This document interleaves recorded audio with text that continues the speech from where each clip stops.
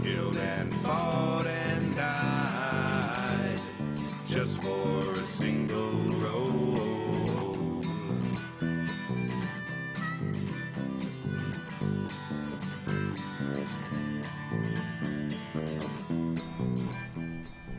Why, hello, and welcome to Glittering Night Session 11, if my counting is correct. I unmuted everyone, yeah I did. In Vampire the Masquerade 5th Edition, I am your storyteller, Stu. Hi, I'm Stork. I'm playing... Who the hell am I playing? Playing somebody. Floyd? Is Floyd. Yes, Floyd Gilmore. Right, Pink Floyd and David Gilmore. That's how that's supposed to be remembered. And, yeah, I'm playing a Brewhop. Hi guys, I'm Joey. I am playing Colin Shaw, the Toreador. And I'm Sam. I'm playing Anna Sophia, your friendly neighborhood Malkavian satanic nun. I am Pooja, and I'm playing Lakshmi Shah, our Tremere. It has been so long that not only have I forgotten my character, but I have no idea what's going on. Also same. It's been over a month, I think. Because it's been 6 weeks. Life. Mm-hmm. Life has been kicking our asses. Yeah. Wow, look at those notes. Okay.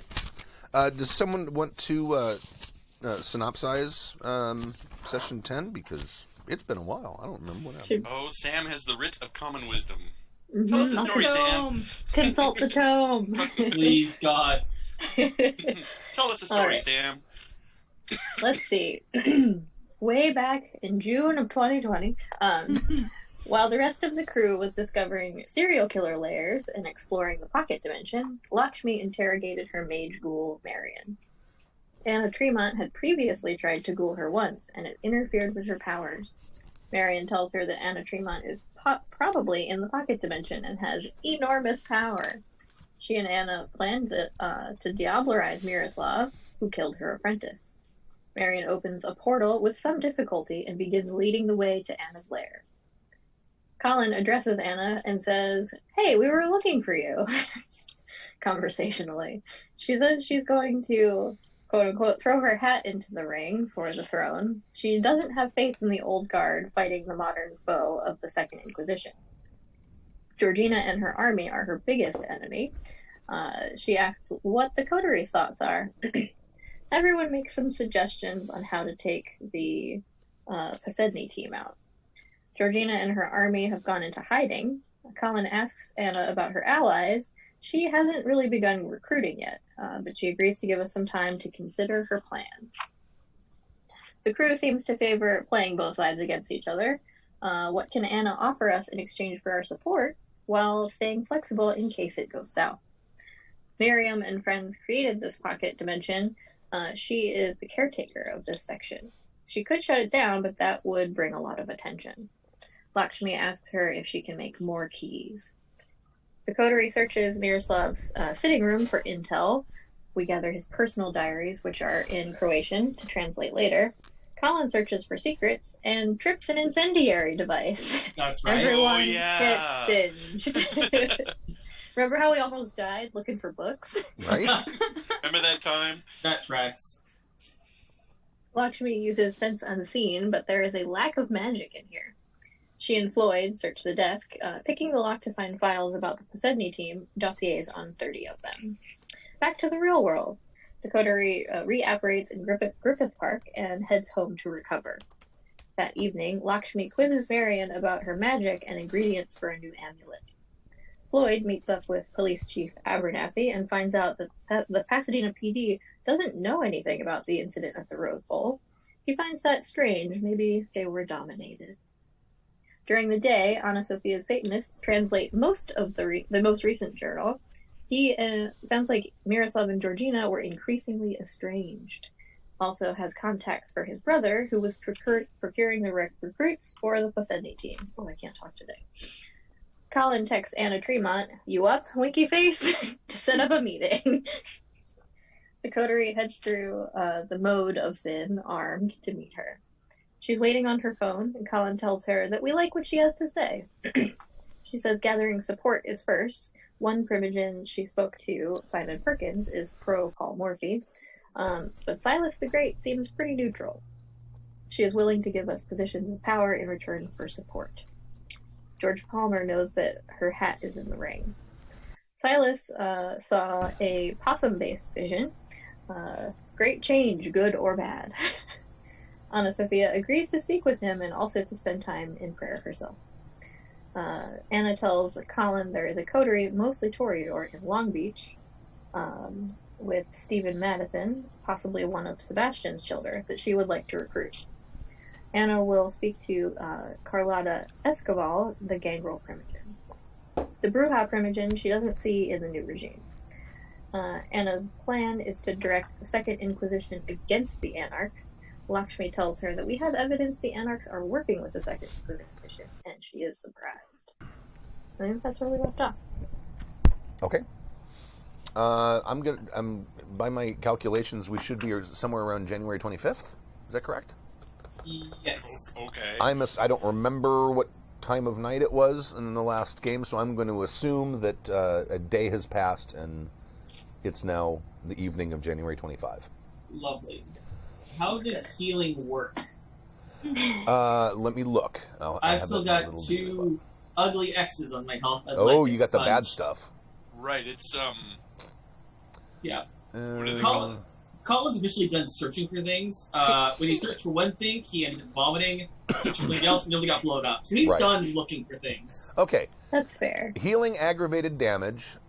You cannot be healed until the next nightfall, which we're at.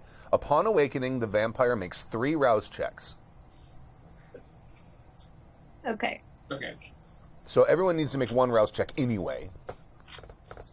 And then So if do I we're... make 4? Do I make one additional one? You make 1 to wake up, and then you Okay. make 3 to heal.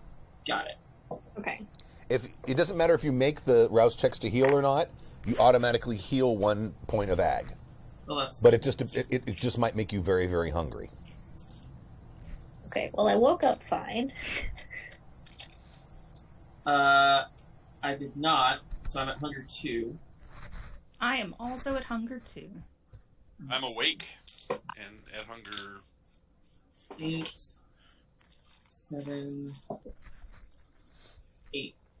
So I rolled an 8, a 7, and an 8 on the rouse checks. Does that mean I heal my last aggregate? Well, it doesn't matter. Those rouse checks, it doesn't matter if you make them or not. Okay. You automatically heal 1 of 1 ag, but it just determines how hungry it made you to heal. I see. Okay, so I still have 1 left. So I had 2. So okay, perfect. Yeah, and you can only heal 1 per night. Got it. Okay, so I healed 1, but I have stigmata now. How do you mean? Well, once I reach hunger 4, I start manifesting stigmata. Oh, awesome! You're at hunger 4? Wow, that's dangerous. That's that's frenzy level there. Is your stigmata like bleeding hands, or is it? It's the traditional. Oh, okay. Yeah. No, I'm the one with the weird Crown of like thorns, forehead bits, and then hands, feet, the whole side, the whole shebang. If it's cool, I'd like to nosh on my ghoul to get my hunger back down to 1. Okay. Your hunger was at 2? My hunger was at 2, yeah. It went up this evening. Not a problem. Perfect. Yeah, I think we're going to have an emergency midnight mass for Anna Sophia. She's very peckish. Okay. I'm just reading something real quick because... Mm-hmm. Yeah, I'll just go visit my herd and pop off. And it seems like I had a quest I was going to put them on, or a task I was going to put them on. But of course, it's been 6 weeks. I've forgotten what it is. Let me see if I can remember in this lull here. What were we doing? Oh, we. What were we doing? Didn't we all kind of get assignments from Anna? Like she wants to get a little more power. So I think she had to put us on a recruitment drive. Well, I do have some prep. But let me do this first. Anna Sophia. Yes. One of the things that you roll Hunger Frenzy for is the taste of blood at Hunger 4 or 5. Uh-oh. So, when you have your emergency midnight mass... Yeah. Not midnight, because I'm waking up earlier than that, I guess. Right. but your whatever. early evening mass. Mhm. You will need you make a willpower roll versus the difficulty I set, and the difficulty for tasting blood at hunger 4 is 3. So that means you need to make 3 successes on your willpower, or you will go into frenzy. Okay. When you wake up and feed, would it be even song to win? Even song was. That was good. Not really. I had to explain it. It's not good. No, I couldn't hear it at first. It was not your problem. It was a technical error. I thought it was funny, but I'm trash. So. Okay. Well, I got 2 successes. 1 second. What's your humanity currently? 6. Okay, roll 2 extra dice. Because depending Okay. on what your humanity is, you can get bonus dice for resisting frenzy. Okay.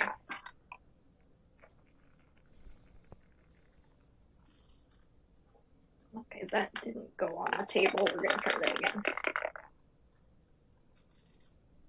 Ah, 1 more. Okay, there you go. So you were able to resist frenzy. All right. Whew. Okay. I'm sorry, what were you saying, Joey? Oh no, I was talking to Stork. Okay. We were having a moment. I did have, in my game prep, there were a couple of notes that I think probably have something to do with stuff that you guys were planning on doing. At least remind us. I have a note that Colin was going to meet with the Long Beach Coterie. Yep, I have that note. That you guys, at least on your agenda, I don't think this was assigned to anyone, wanted to meet with Katerina von Leitheisner on the Mote. And also, they probably have all 4 books of Miroslav's diaries translated by this point. Okay. I'm going to Slack. Do you want to just? Are you going to share them, or should I Slack them to everyone, or should I just Slack them to you? And they're just like short synopsises. Synopsi. Yeah, I think she would probably share. Okay. And then I won't. I'm That's actually shared. gonna set up a meet and greet with my herd. Okay. Get my hunger back down to 1 as well. Yeah. And then I would like to know, because Miriam's amulet was going to take a day or 2. Correct. So it's I'll just check probably- in and make sure that she hasn't blown herself up. No, the amulet is ready. Ooh. You did such good work, my pet. Why, thank you.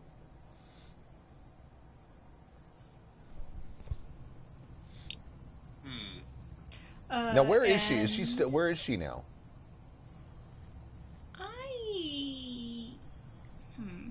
I'm gonna set her up in my haven. Okay. It doesn't make a whole lot of sense to keep her in the sensory deprivation chamber anymore. Right. Yeah, because I think you've got to like your blood bond is like 4 or 3 or 4. Is it 3? Okay. Yeah, I decided to stop there because any more would be heavily interfering with her powers. Right. Okay. Anyone else have anything to do before? Not to do. Way back, many centuries ago, when this game started, ish, in session 2 or maybe 3, I put in order for some beautiful Haute Couture armored clothing from Riley. Oh, that's yeah. right. Any chance We any were of all that's supposed to coming in? get some of that. Oh yeah. Yes. Lovely. It arrived during the day. Fantastic. What does that get me? Oh, that would be up to. I would let Samantha decide that. Ooh, Because sorry, I was reading. That was What- her. what That are was we doing? her former character is the one that would have made your My armored. fashionable armor. Yes. Oh, your armor? Yes. Let's see. For your character, I think she would go with more of a super luxury fabric, but impeccable tailoring to the point of subtlety. Helmet Lang style suit with armored elements in the lining. Love it. So at first you look at it and you're like, damn, that's a nice suit. And then you get a real good look at it and you're like, that suit costs more than I'll ever make in my life. Love it. Yeah, so I think I am actually going to wear the suit tonight because I'm going into another coterie and who knows what's going to happen. Okay. But like, what kind of stat bonuses they give me? Like, what does armor do for me? Oh, let me look real quick. Oops. And I'm pretty sure, didn't we all order some? Maybe? Could be. I don't remember. You certainly may have. I think Jin's remember character ordering. ordered them for us. I think. Oh, you know what? I think you might be right. I think you have might be this right. remembrance of like I buy everybody clothing or something. Yeah, exactly. It was like, oh, I don't know if we can afford that. And he's like, I can. For everyone. Oh yeah, he's got plenty. Mm-hmm. Wait, everybody has that memory too. It's not just me projecting. It That sounds right. It does. It does sound legit. Yeah. I was going back through my book and flipping through the pages to find the date, and I found that note to myself that I ordered the armor. I'm like, oh yeah, I wonder if that's come in. I'm trying to find the section on equipment, which is buried someplace that I can never find.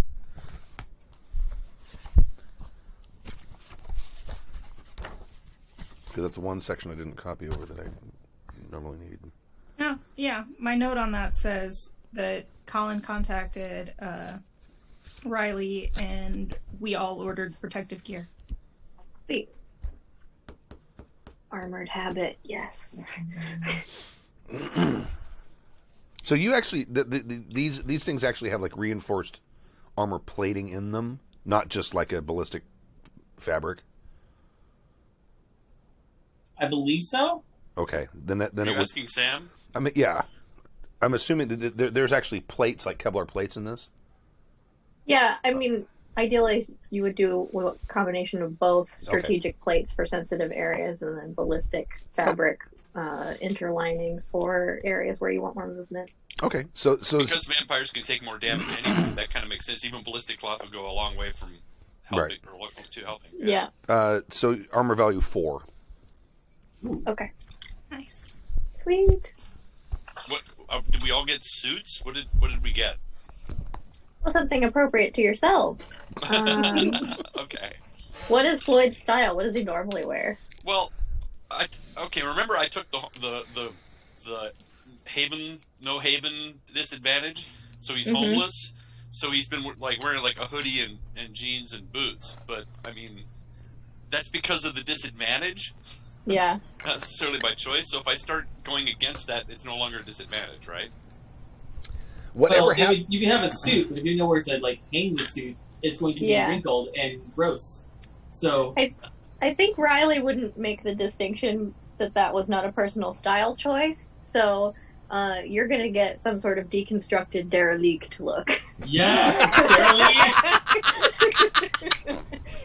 Oh, good. bless. It's a hoodie because they're fashionable right now, but it's an armored hoodie with very impeccable tailoring and. But it's asymmetrical with raw edges, and it looks like it came from the apocalypse. Right. Okay. It's All right. also got very strategic staining. Oh, yeah.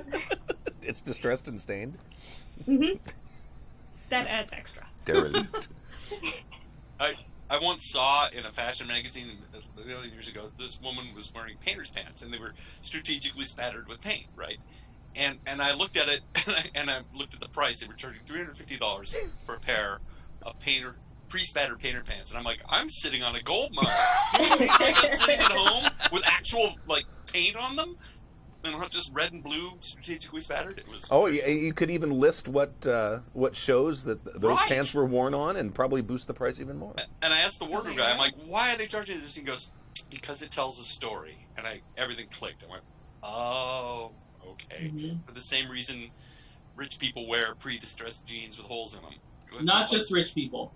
It's not Right. like you work hard for a living because you have millions of dollars, but you want to look like you work hard for a living. I was definitely one of those kids in my early 20s who went to American Eagle and bought the pre-distressed holes in pants. It was a whole moment. It tells a story. $350 Tell a story. This was over 15, maybe almost 20 years ago. So they're probably worth $500 now or more Probably. for a pair of jeans.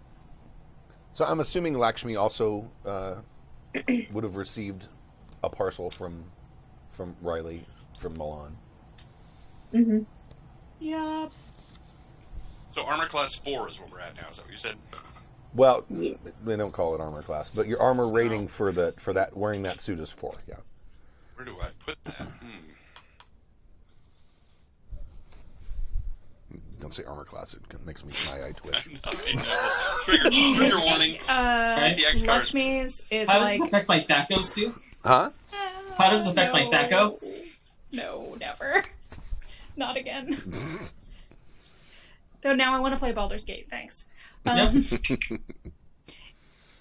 Lakshmi's is like more in the style of older East Indian armor, so like kind of a embroidered quilted cloak Awesome. over thinner pants and matching shoes, all made out of the same material. Beautiful. Excellent. Okay. It's got to be that like 3D embroidery with like gold work that you see on like Christian Lacroix jackets. That he stole from every Yes, Sari very in much so. existence. Yes. I mean, borrowed, drew inspiration from. Yeah, full circle Don't- now. Don't hurt Homage. me. Okay. Also, amusingly enough, when I say embroidery, that's the only kind I can think of. Yeah. I'm like, do other kinds exist? Kind of. Any other early evening rituals anyone's going to do before getting on with your night? I have a couple of out-of-character things that I just need to sort out here. Uh-huh. Because it's been so long with everybody here. So, what were we planning on doing at the Mote? We were just going to go over there and see where she lay with this because Miroslav gave her the job. We just wanted to see if. I think it was us, my understanding, because of what I have written down, is that you were going to go over there and kind of gauge where she sat on the whole Right. Paul Morphy. Old guard, new guard, yeah. Well, no, what's her name? Georgina. Mm-hmm. The Paul Morphy Georgina question, because she probably doesn't even know that Anna Tremont is throwing her hat in the ring yet, because she hasn't. I mean, you guys know, and she's been quietly talking to a few people, but that's not common knowledge yet. And certainly, way out on the island, she probably definitely doesn't know. Yeah, this whole thing could go over, and she may not even know it. Right. And she'd probably Also- be fine with that. And the Anarchs are still basically in Glendale, Burbank area, right? And Burbank, and they've just they no, you guys kind of pushed. Glendale. They can't be there. You guys pushed them back, didn't you? You went and grabbed 4 of them. So yeah, you basically pushed them back to Burbank. well, we were talking about trying to set up some patrols or something. I think that's what I was going to do with my herd. See, Have I think And that, the other thing that we were going to do was try to, or at least that Anna Tremont said that she wanted to do, was feed the Second Inquisition Anarch havens to try to divert some of the heat from us onto them. Yeah. Okay, and I might be able to help with that because of my police chief guy. Could be. Then we still have the dangling thread about the Pasadena police perhaps being controlled by somebody, one of Miroslav's or something, because, or at least we're all dominated because none of them remember the Rose Bowl. So, I And think considering shit was blowing up on the freeway, it's kind Right. of like there was no chatter about it whatsoever. we still have that connection up in Altadena of a veteran who was approached by the Second Inquisition to work for them, which is also something I don't know if we need to follow up on it anymore or not. Nobody cares. I thought all those Okay. people were dead. I'm trying to remember these things. That's why I'm asking this now, kind of out of character because it's been a while. I'm looking through my notes. It was a I have one of my homeless people go through veterans shelters and talk to because Right. I wanted because the Second Inquisition is contracting ex-military, and there's a lot of people with PTSD that show up at the meetings for donuts and coffee and talk, and that's a great place to recruit. So I sent some of my homeless dudes to check it out, to scope it out. But we got a hit on one of the guys in Altadena. So do we want to pull on that thread and see if we can't find some of the Second Inquisition and hideouts through him? Yeah, I think that's a really good idea, especially since we're on hold a little bit while people attempt to find the data center for Jim's character, whose name I've forgotten. Felix. Yeah, he got, 3 hits, I think, on his, And we haven't- selfie I mean, contest? You checked yes. one of them, and then you found that all the hidden bodies. Mm-hmm. Right. Oh, Colin remembers. And That's there's right. were there 2 more spaces that we haven't checked out yet? I don't think we've checked out the other 2 yet. So that's another thread we can pull, right? Mm-hmm. Okay, and finally, we were trying to figure out where some of our sires lay with this, right? Or was that handled already? I have notes on that, I believe. Yeah, I was about to say, I think we figured out at least some of them. Yeah. We know that Silas is undecided. Mm-hmm. Simon Perkins, who's the Nosferatu Primogen, is siding with Polymorphy. Carlotta, which is the Gangle Primogen, is on the fence. And Belanos Basilopoulos? Mm-hmm. Did I say that? Oh my god, I said that right! Yeah. I can do things! Is clearly on Georgina's side. And who's he? Is he your Primogen? No, Yours. Mine. Yours. That's Mine's Polymorphy. That's right.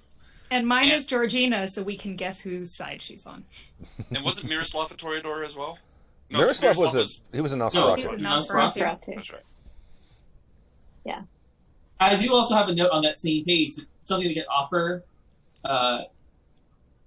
Katerina, that's her name, right? On the Mote of Sin? Mm-hmm. Uh-huh. I'm surprised I can read this. My handwriting is shit.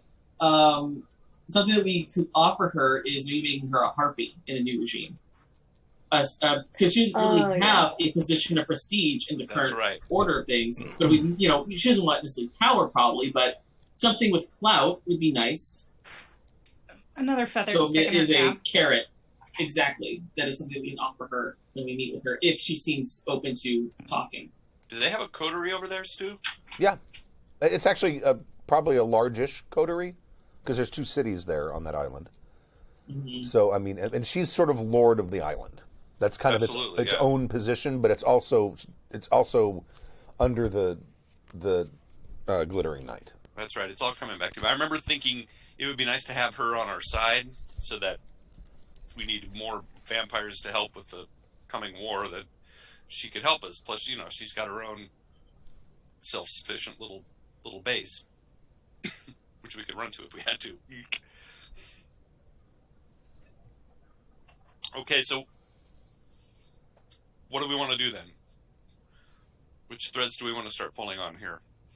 We want to follow up on Jim's other 2 possible Anarch bases, which, we Well, can't... those are Second Inquisition bases. I'm sorry, you're right. Second Inquisition bases? I think so. We need to figure out, they're literally processing data in the middle of our city Right, in order to kill us, and that's just insulting.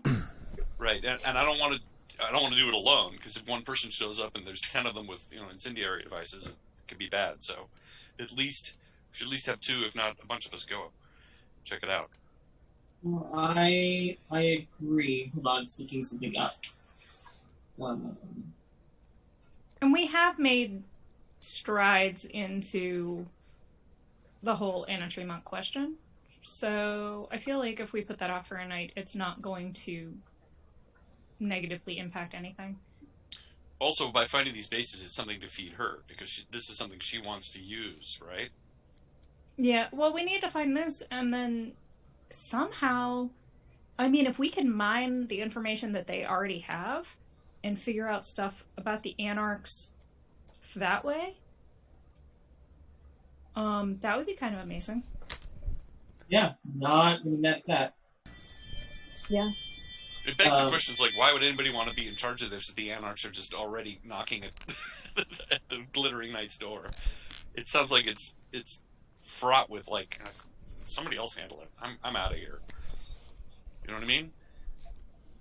Times of unrest are perfect for are perfect Power times grabs. to shift the status quo. Mm-hmm. When the table gets overturned, that means the Zerk's open for grabs for anybody. That sounded a lot better in my head. We were also talking about trying to get patrol set up in Pasadena as well, because it's basically right now a no man's land. But I thought, what's his face the sheriff's already put up patrols there. Has he? Okay. Mm-hmm. And I think Felix had his Gould Parrots kind of patrolling the Glendale border, and I think as well as Pasadena. That sounds right. Yeah. Yeah, I agree. I think probably the most pressing thing would be continuing the search for the Second Inquisition bases. I do want to make some progress on contacting the Long Beach Coterie of Toreador. Mm-hmm. So what I think I'd like to do there is contact my second ghoul. I'm in the process of ghouling her. So let's set up another rendezvous with the mayor's wife. And I'll give her second feeding of ghoul. And ask her to set up an artist salon where I can invite the members of the Toreador Coterie from Long Beach as kind of a neutral ground meeting place, and we can talk shop. Nice. No, she was the Glendale mayor's wife? I believe so. Okay. I just have mayor's wife written down. I don't even have her name. Margaret. Who cares? Oh, thank you. I was like, it was the mayor of whatever police department ball that we went to. And that was in Glendale. Yeah. That was in Glendale, yeah. Okay. Yeah. All right. Yeah, she so you bring her over and nom. And so now she's I think at 2? Yeah. 2? That's her second feed. And I asked her to also invite no, I don't. Never mind. Change my mind. There are going to be too many vampires there. I want that person to alter my stuff. Yeah, so that's fine. Okay. So you're going to have her set up as some sort of meeting? Like small, some, get one of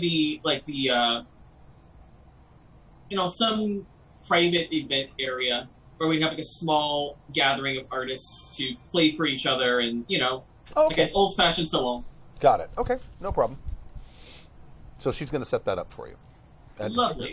For the next night, I assume. Obviously, not tonight. Perfect. Yeah. Okay. All right. Yeah. My business is done. Let's go hunting. Someone else goes first, though. Fair enough. All right, so next on the list, Stu, that we had for these Second Inquisition hideouts? You probably from Felix, who is still heavily involved. He's probably down in Irvine dealing with his recent acquisition of the Smash Chat, the company that invented Smash Chat. You basically all you have is 2 addresses, and with them is a corresponding photo of a door. And both of them look fairly similar. The doors are definitely steel reinforced. You can tell that by looking at them. The walls look like the typical sort of concrete you would find in the sort of the basement or sub-basement of a large high-rise. And it's literally just a picture of a door and an address. That's what you have. Can we Google map the address to find out where the Sure. buildings are? They're both downtown L.A. And what's the name on the building? It's like bank buildings, just business offices? What is Yeah, it? it's the First State Trust building and the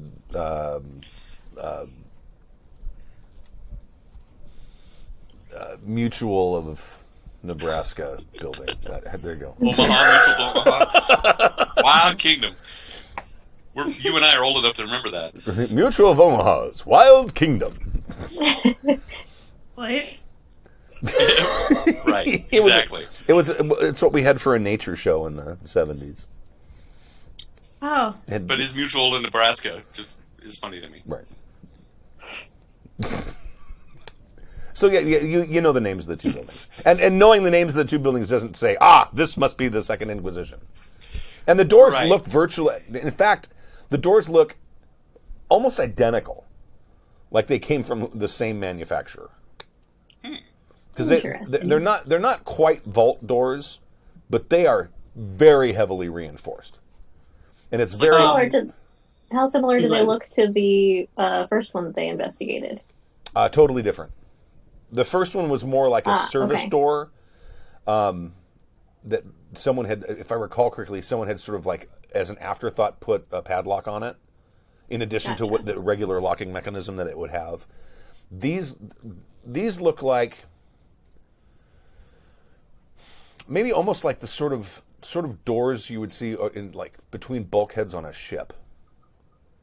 They're not thick reinforced steel like a vault door, but they're definitely made to be extremely sturdy. And what sort of like locking mechanism does it look like is on there? Is there like a keypad? Is it a key lock situation? There's actually both. There's a keypad to the side, and there's also it looks like two receptacles for keys. Okay. We should have gone to this the first time. This is definitely, and these look new, like, or fairly newly installed. Maybe, yeah. It's kind of hard to tell. It's a selfie taken in shitty lighting of a door. Mm-hmm. So,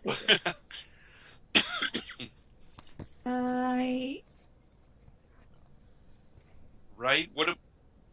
We need some sort of a basic outline of a plan here, because if we start... Can I step into the pocket dimension here using the amulet? Ooh.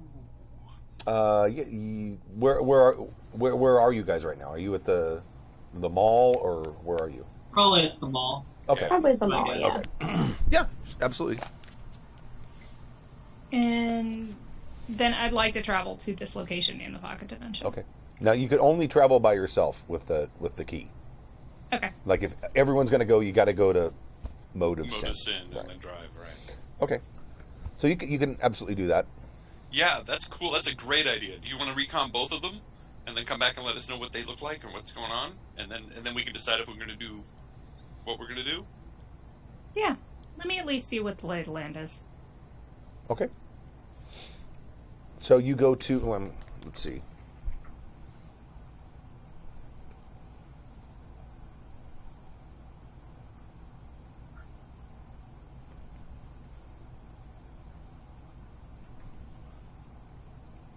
Okay, so you go to the first one, and you go down and you look at the door. The door looks exactly like you would expect, like it did in the photo.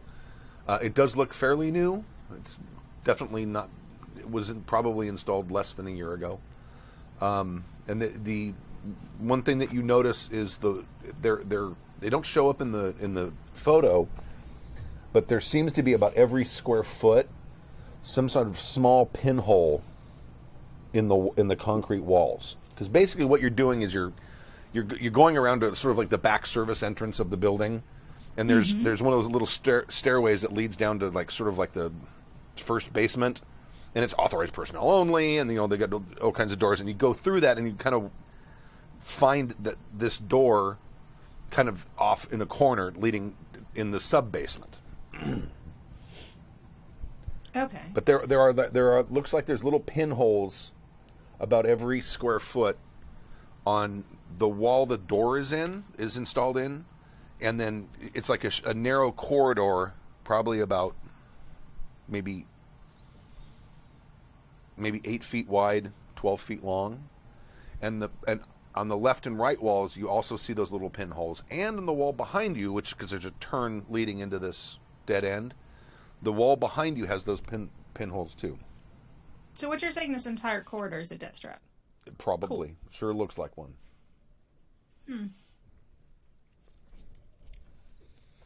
Good to know. And then, based on our other interactions in the pocket dimension, anything that exists in the real world would exist here, like trap-wise. It's not like suddenly triggers don't exist. If it's triggered by some sort of mechanism other than a person intervening, it probably, your guess is it probably is here. Okay. Now, if it's electronic, it may not work because there doesn't seem to be any electricity going on. But better safe than dead. Right. If it's mechanical, then it may very well exist here. Okay. Could your venom spit? Well, I was just gonna throw something in there. That works. Yeah. Get it.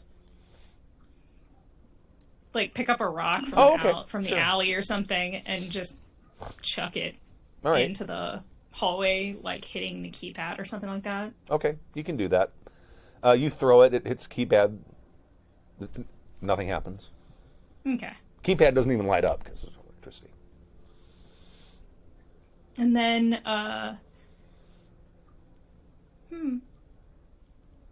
it's so much easier when you have someone disposable with you.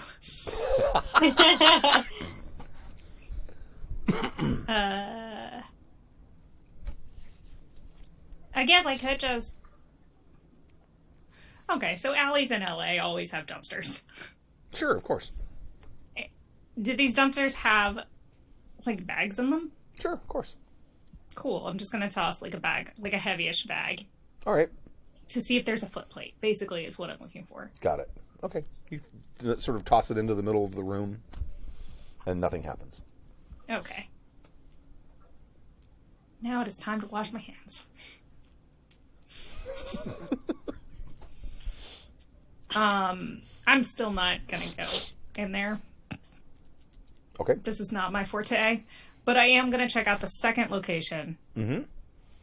And see if that's like another, like, because this seems like pretty obviously some kind of base of nefarious activity, but do they have two? The other one looks virtually identical to the first one.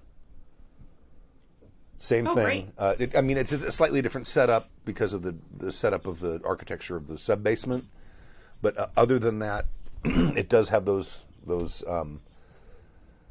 ominous little pinholes about every square foot, and it has the door. And looking at the door in person, the doors look identical. Okay.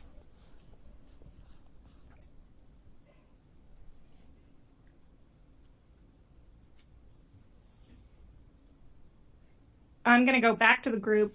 Okay. And they're both very specifically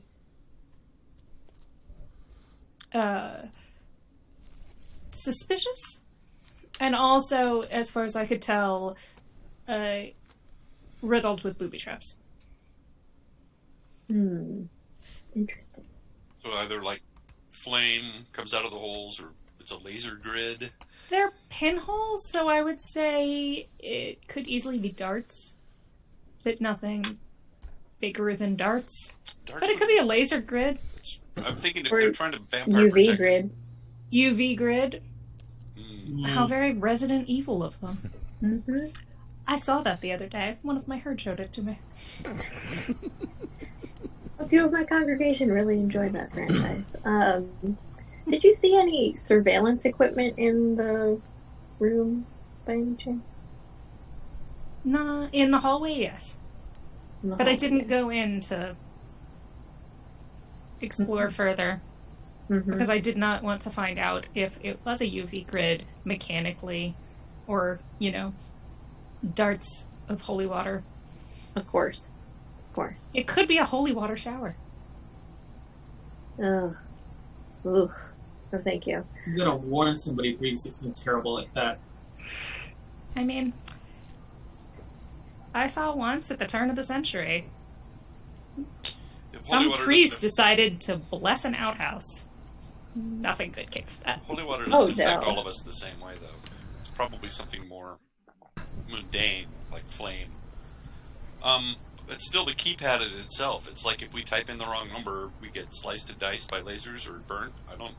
it's kind of like we need to know how to get in before we can And- attempt it.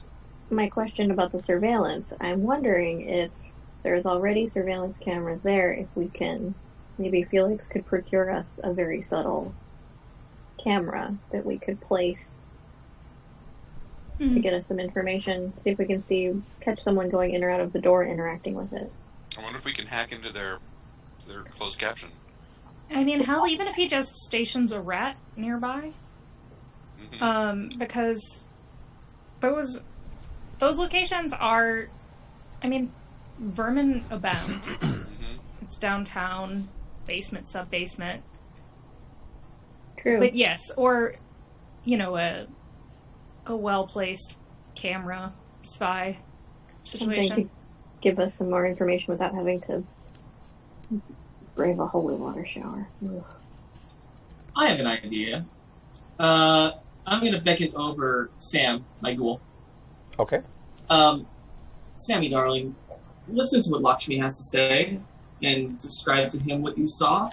Can you tell us anything about these little booby traps they may have placed? Do they have things like UV lights and fire showers and all these terrible things she's talking about, or are we just spinning ourselves into a worry? Well, we're all kept in sort of organizational silos. So I can tell you about what the ops division does. I can't really tell you about what the surveillance section does.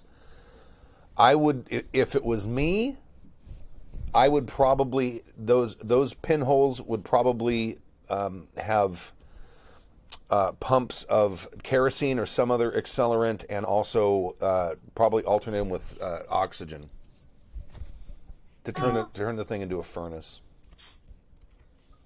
Your ghoul is very imaginative. I know, that's why I keep him around. Surprised you don't rip out his tongue instead. Well, they've got to have a password they type in. Is that generally known? Is there a... No, we don't. Password guessed? It's password. admin? We don't.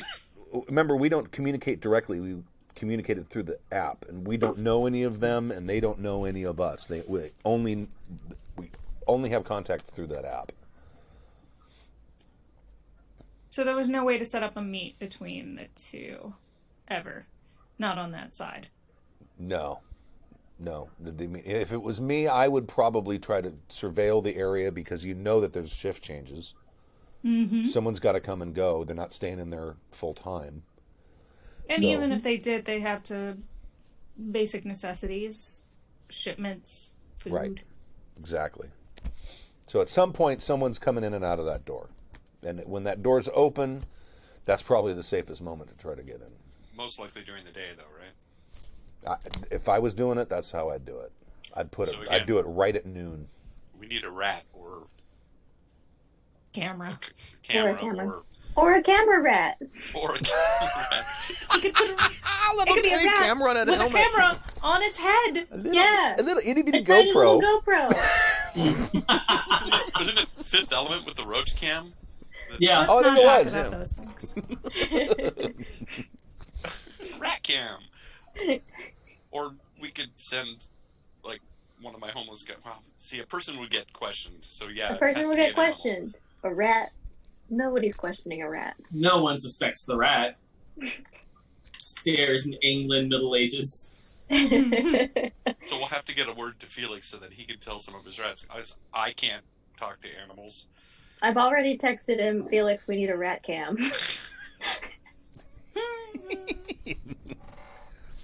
There needs back to be and says, t-shirt. "I'm in a meeting. Give me a few minutes, and I'll have one couriered to you." Excellent. Rat cam incoming. So that might be something we won't know. Yeah, Ooh, get him to something send tomorrow us anyway. 2 so we can put one at each door. Good call. Do please. Will do. Anything else Okay. you guys want to do before the rat cams show up? No, I mean, what we just did seems like it would take a while anyway. I'm not sure what else to do tonight. And you've got your meeting that you're setting up in Long Beach? It's probably Yeah, but it'll be tomorrow. It's probably evening. close to midnight. Now, is that meeting going to be in Long Beach, or is it going to be up in Glendale? It's going to be in a neutral, so Okay. not in Glendale, not in Long Beach, a neutral ground. Okay. I want to make both of us feel, at Mhm. unease. Right. Okay. So right now, I would say it's probably around maybe midnight or so, because it's a walk from Glendale to downtown LA. Do you have celerity, Lakshmi? Okay. So yeah, that's a haul back and forth. So I'd say it's probably around midnight now. And yeah, Felix tells you to expect the rat cams by 2 a.m. Great. In the intervening couple of hours, I guess we could go over. I didn't actually look and see if the summaries that you sent had any pertinent information. Is there, Oh, yeah. Lakshmi, is there a way, do you think, to get into those vaults from the mirror dimension and then pop into the real world from there?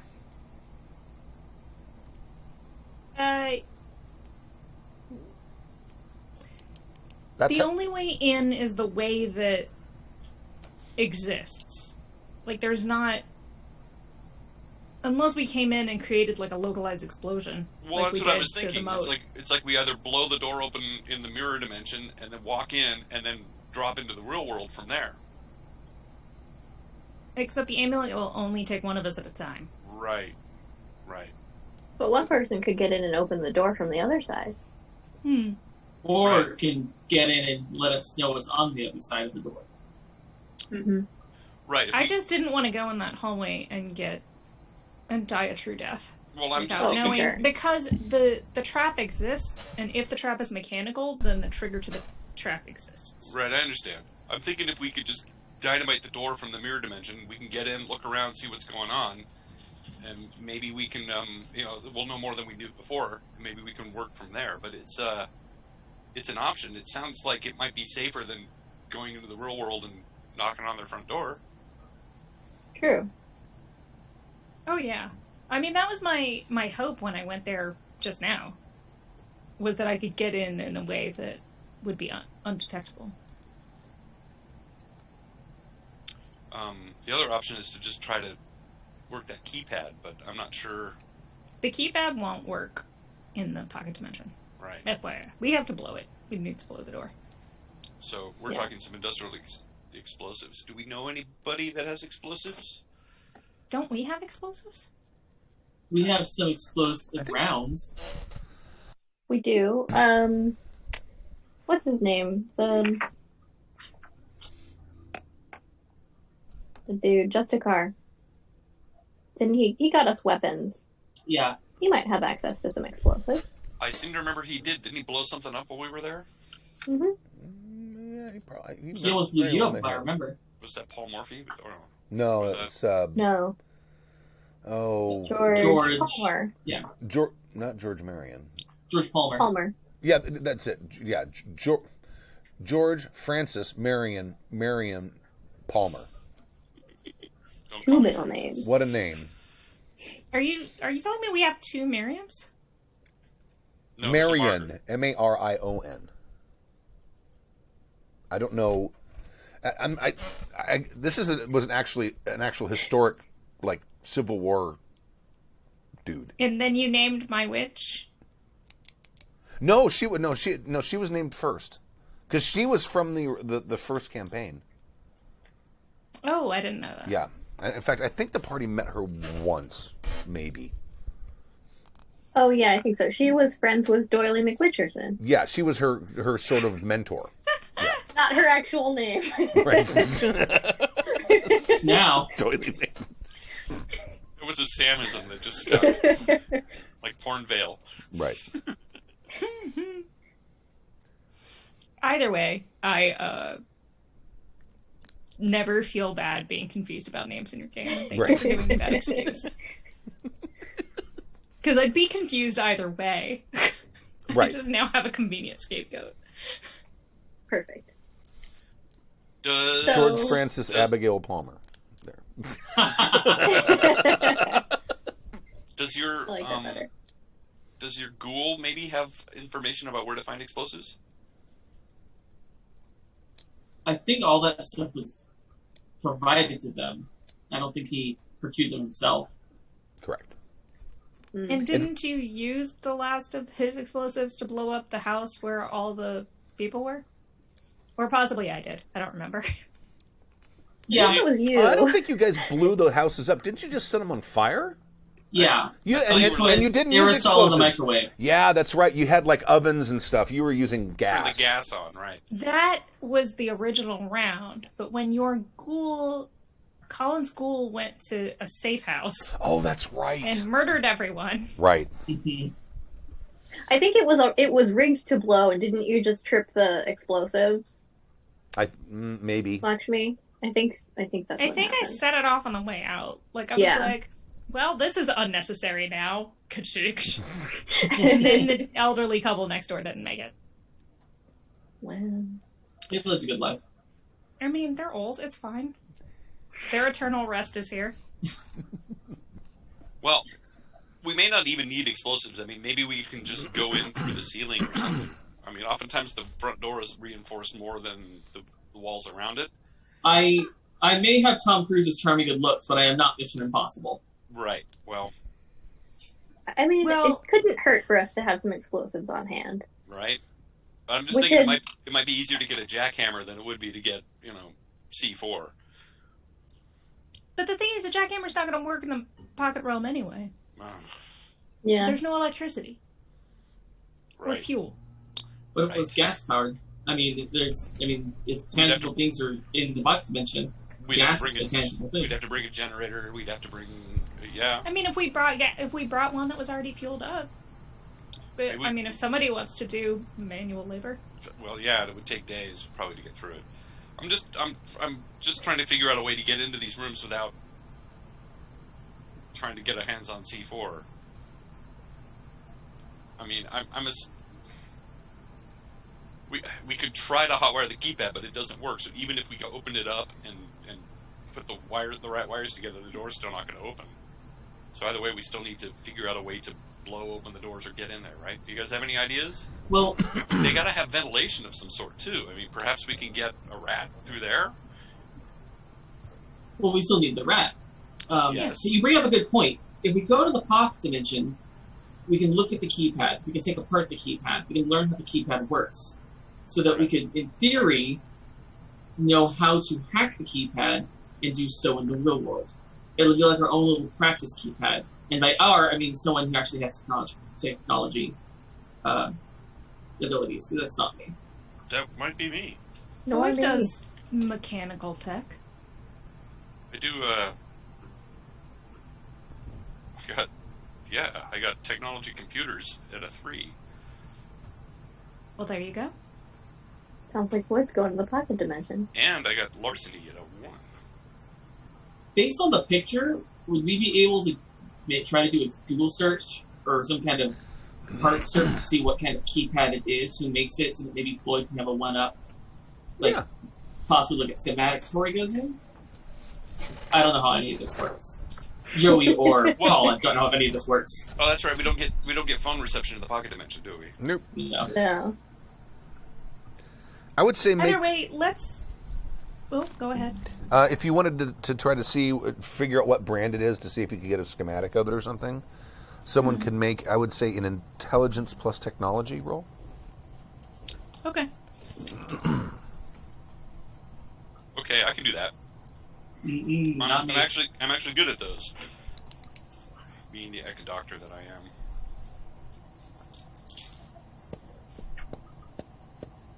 Five, 6. Got 6 successes. It's actually 4 successes. Okay. All right. But none of them were 10s, including not on my hunger die. Okay. Because I know that that's what you really care I was about. just about to ask, too. I will say that, like, now that I have my physical dice back, they seem to be really happy with me. This whole weekend has been, like, real nice.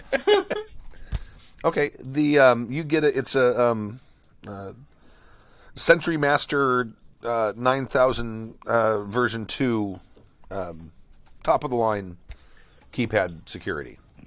Comes with all kinds of circuits for accessories, for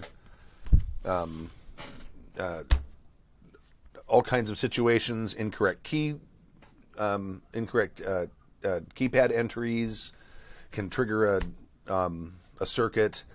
It also has you can program in like a hostage situation code that rather than entering in your normal code, if someone's holding a gun to your head, you can hit a different code which will alert the police automatically. It's extremely flexible. There's all kinds of stuff you can do with the thing.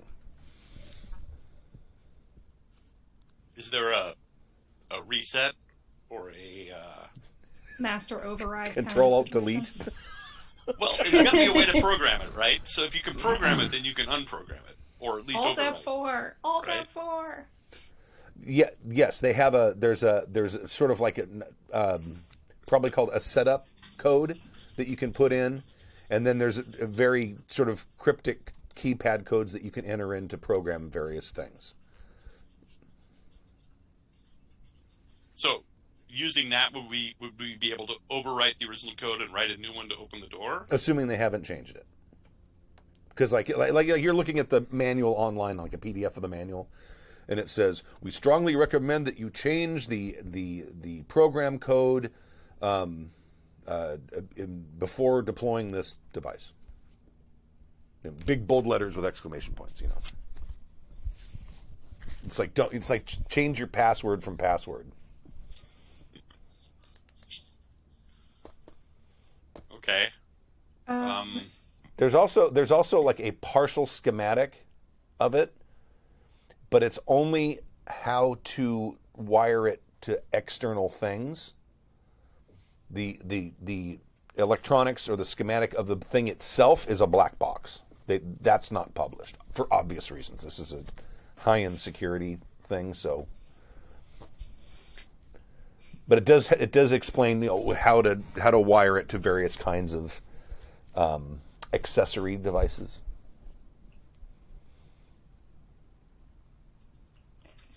Which means we could go to the mirror dimension, open it up, look at the schematic, and figure out what's wired to what? Oh, yeah. At the very least. I mean, we could go in, take the whole thing apart if we wanted. That was my thought, was take it apart, figure out how it works. So when we go in the real world, we can easy 1, 2, 3 snip, no explosion. Yeah, let's Hopefully. let's at least do some homework on it. Because if we can figure out how to do this quickly and easily, maybe it's just a matter of reprogramming, putting in a new code, 1, 2, 3, open up the door, and then get shot. I truly feel like if we just took a little bit of explosive with us and blew the door open from in the pocket dimension, that we could at least see what the lay of the land is on the other side too. I agree. I would like to do that. It's just it's going to take us a while to get a hold of explosives, I would think. I mean, you guys got an idea? I mean, maybe Felix has a connection with an FX dude, and we can get some C4. Don't you have a connection to like the sheriff of a city? Don't they have probable access to? Do, don't I? I was like, You have a police chief. I had the forgotten police about chief that. of Glendale. It's almost been like 6 weeks before we did anything. It has been 6 weeks. I mean, yeah. and that was like 10 weeks ago. So, yeah, I guess I'll put in a call and see if I can't get some C4 sent our way. That might take a little while. Well, Or whatever they use to like blow doors. breaching charges. Yeah. That they would definitely have, I would think. Yeah. Shape charges? I mean, Like SWAT shape charges, that kind of thing? Yeah. yeah. Whatever is the most idiot friendly and least likely to blow us up. No Why did you offense. leave when you said that? The more I do these Zoom games, the more I realize that like every time somebody looks directly into the camera, it looks like they're staring right at you. It does, yeah. And it's I learned like that trick. kind of unnerving. Yeah, I learned that trick doing Zoom plays. Because you're doing the play, you have to look at the camera to look at your audience and your scene partner. And you can't look at anybody else. It's bizarre and very unnerving. So you're welcome. and in between scenes, when you're not doing anything, you can't just sort of look around. You have to keep staring at the camera. Yeah. It's very... And I've noticed too that if you have something on the screen, your eyes are shifted to the left or right. Yeah, it's, Mm-hmm. you're not making eye. You're not connecting. Oh, police chief, there he is. Daniel There he Abernathy, Blood Bond 2. Okay, I found him. We stalled long enough and he figured it out. I was able to find the guy. All right. I actually have started a one-note page of ghouls because there's getting to be a lot of them. Okay, so yeah, you get a hold of him, and he says, yeah, I can get you some. Okay. You need detonators too, I assume. I'm going to need the whole shebang Okay. to get through a vault door. Okay, no problem. Let's just set it up. Two sets. 2 vault doors. Let's just get it set up for tomorrow evening. Okay. Cool. Alrighty. The rat cams show up. A courier with a box that says "Caution: Live Animals." Great. And Okay, there's we gotta take holes two. drilled in the top of it. So. Oh, little buddies. Okay, I got to AFK for a couple of minutes. I'll be All right right. back. Mute. He can't hear you. Oh, There he it muted. goes. He did it. Can I take the rats with me? To the pocket dimension? Yeah. Sure. Oh. That's an interesting question. I don't know. Because technically I could put them in my pockets. That's true. Yeah, you probably can. Just to come back like the fly. But then they'll be in the pocket dimension, not the where they can't Yeah, see. but I could pop out wherever with the amulet. Oh, right. So if I just pop out close by and send them in the direction that I need them to be, I'm assuming Felix is smart enough to Have told them their mission. communicate Mm-hmm. the necessary requirements. Mm-hmm. Yeah, you can totally do that. Great. I'm taking a bite this time. Okay. Sounds good. Oh, you can just grab a bike there, too, because anything that's in the real world is there. No, I didn't mean with me through. Okay. I just Just I'm go not grab a walking bike and back take to it. downtown. Okay.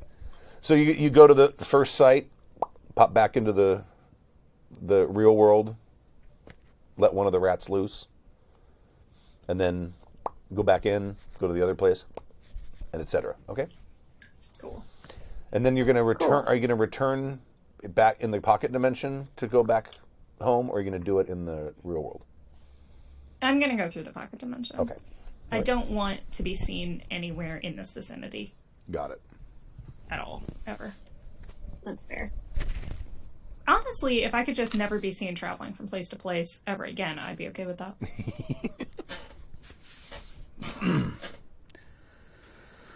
Do me a favor, because I'm going to assume that you would have done this. Give me awareness plus intelligence.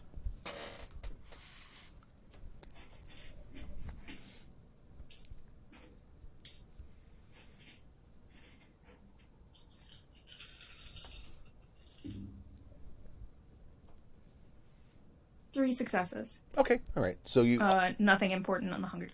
got it. All right. So you pick a place to return to the real world that is devoid of cameras pointing at it. So you don't.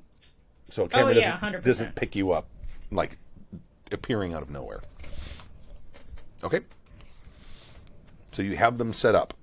There's probably an IP address with a username and password that's used to tap into each camera's feed. And they have small lithium-ion batteries that will probably only last about 48 hours. Cool. And they're set Well. up. They're also set up to record, so you have a video file. You can go back and look if you prefer to do it that way. Perfect. I'm gonna set up a monitor with an alert that just if they pick up any movement on the camera, Okay. that it'll chime. Okay. All right. Anything else? Any other stuff anyone wants to do this night? I want to make a T-shirt that says Rat Camp TM. Now your mic is real quiet. Better? That's better, thank you.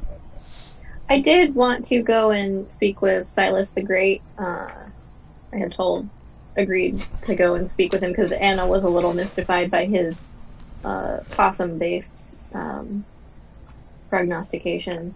So I was going to go and talk to him and see if I could see. Okay, so you're going to go up to his cabin near Angeles Crest Highway? Yeah, I'll go up the mountain to talk to Silas the Great. All right. And there's a cabin, and you see him. He's standing. He's got a rake in one hand. Oh, nice. But he's kind of staring off to the north. There's a garden. Before I get there, next to him. along the way, Mhm. if I spot any roadkill, I would like to bring it to him Oh, okay. All right. as a gift. You're so thoughtful. You know, you don't come to somebody's house empty-handed. Right. You find a possum. Excellent. Perfect. Okay. All right. So, but he's like staring off, and he's got like one of those like 4-tanged rakes in one hand, and there's a little vegetable garden next to where he's standing. Looks like he'd been tending it. Good evening, Silas. Mushrooms that grow in the dark. Oh, Anna Sophia, it is good to see you. I do not get many visitors here.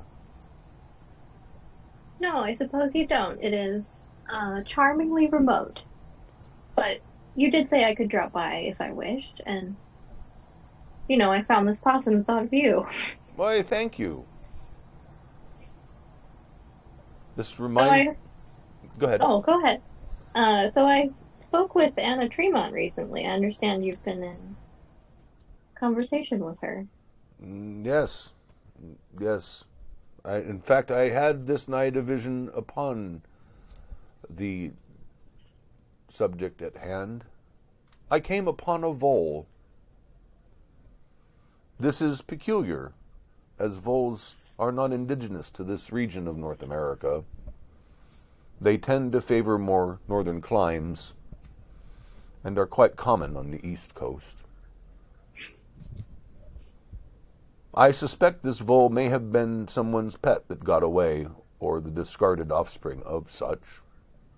I found its entrails most interesting and disheartening. Oh dear. In what way? Well, the vole were quite fat when I discovered it,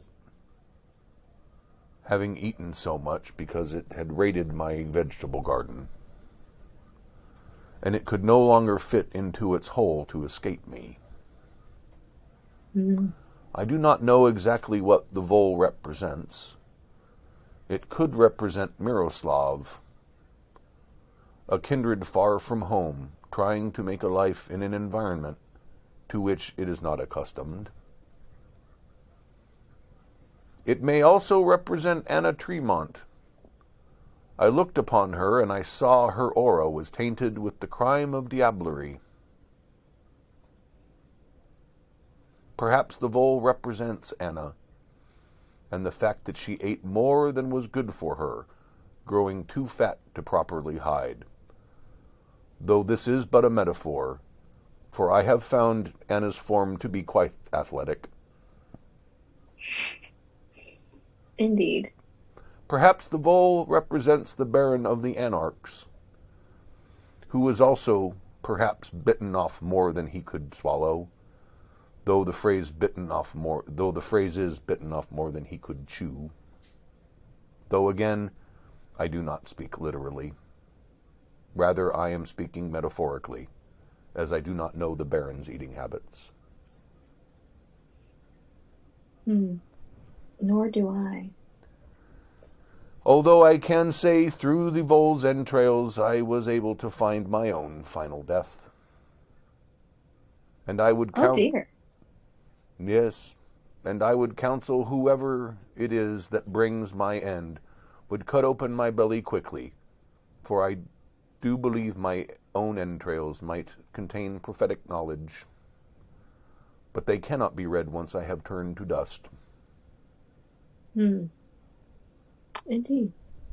That would be... While I do not wish to see your end, that would be some sorely lost knowledge. Did you see what manner of end you might reach? I did not, though there was a stake in my heart at one point before final death occurred.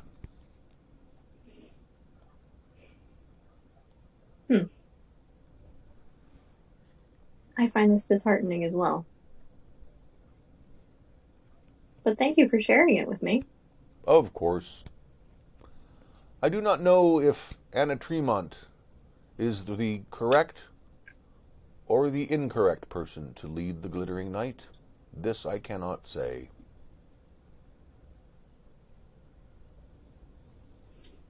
Then again, I do not know if Miroslav was the correct or incorrect person to lead us. That seems like a moot point at this point.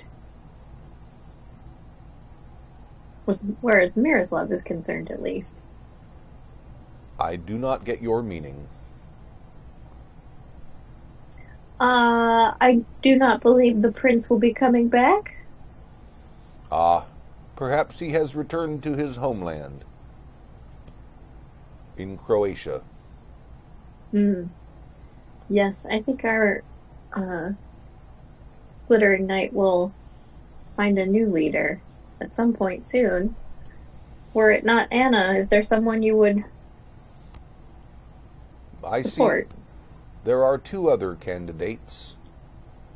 I see Paul Morphy, which tradition would say should at least be given consideration as prince. I have found Paul Morphy to have a good head upon his shoulders, and I find him a very strategic, long-term thinker. And then there is... God damn, I forgot her name.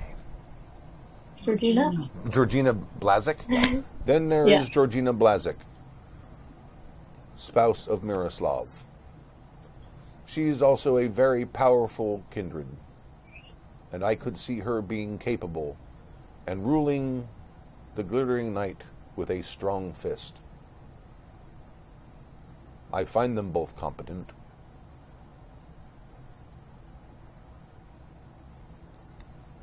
No more than the other. I do not know. I think I would have to see each of them in that position and see how they were to perform. Though I don't know if we were to put one in, even making it clear that it was only temporary, that they would be willing to give up that power. Even though that would be the best way to choose. It's a shame. It certainly would. Yeah, a test period would be quite useful, but I don't think any of them would agree to that. Neither do I. Then again, Anna Tremont approached me as well, and I do believe that she may have the capabilities to run the Glittering Night. Though her aura of diablerie does concern me. It is most certainly of concern, and I think it would be for any of our Primogen Council, were they to notice. But it is good to know that you have such balanced thoughts on the future of our area.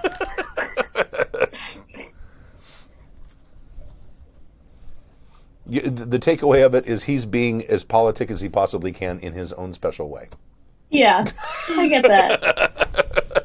Doesn't seem like it's going to end well for him based on his vision, but totally get that. Well, should you have more visions of your own end or what is befalling our Glittering Night, if you would share them with me, I would be most appreciative. I will do this, of course.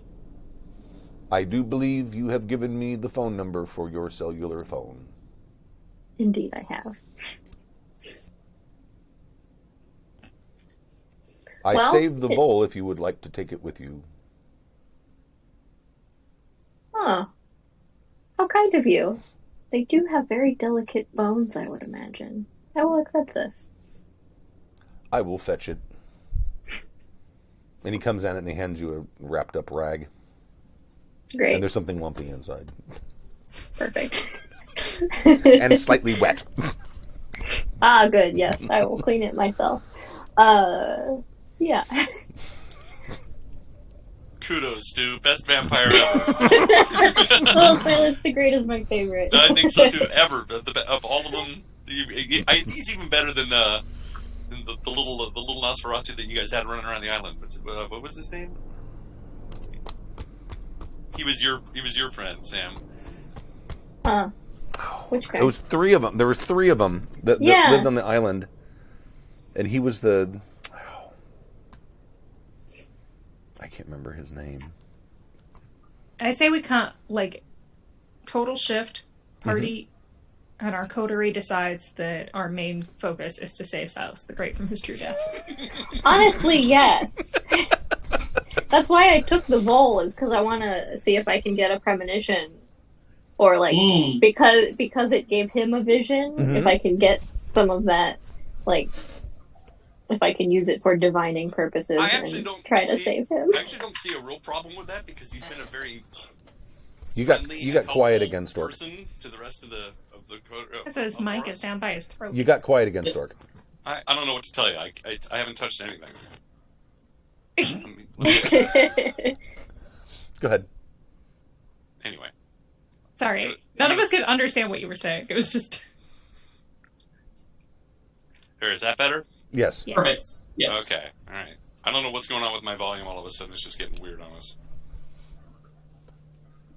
So what were you saying? Because you were awfully quiet. All I was saying was that I don't see anything wrong with trying to help Silas because he's been a friend of the coterie and he's been very useful and informative. Yeah, but if he's going to be on the losing side, I'd like to know what side he wants to choose, so I'm not on that side. I'd like to see who tries to kill him or who will kill him. Yeah, who would kill Silas the Great? What a jerk. I agree. Same. Other fun things, that while you were visiting Silas the Great, I spent some time reading over these translations of Miroslav's journals. And besides the fact that he had led at least one incursion to Anarch territory and was rebuffed because they were ready for him, which seems to imply a traitor, he also made 12 children. Secretly. One of them survived. And her name is Mina. Interesting. His grandsire, Contessa Isabella, to Arborea. Arborea? Probably Arborea, I think. Arborea. Is she named after a trellis with flowers on it?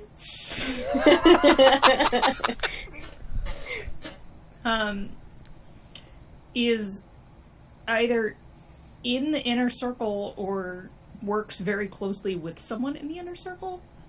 Because she has a lot of first-hand knowledge of what's going on with the Second Inquisition and what the inner circle plans to do. And she says that she told Miroslav that she would send an emissary to you with the sum of our knowledge on this new foe. And I'm assuming that that is who our Justicar, that is the message that our Justicar was bringing.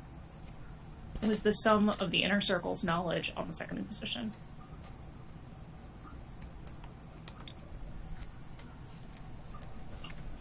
Do we know where Mina is? No. I was looking at that. I'm going to assume she's still in Eastern Europe. No, she's here. Yeah, she was sired here. they were positioned, the 12 children were positioned along the Anarch border edge, along the border with the Anarchs. And the 11 were killed by Anarchs. Miroslav thought it was just because they were so new. But between a failed attack on the Anarchs and then them picking off all of his children? That seems like a traitor feeding them information. It really does. And I know that it could be any number of people, but it doesn't say in the journal who knew he made them.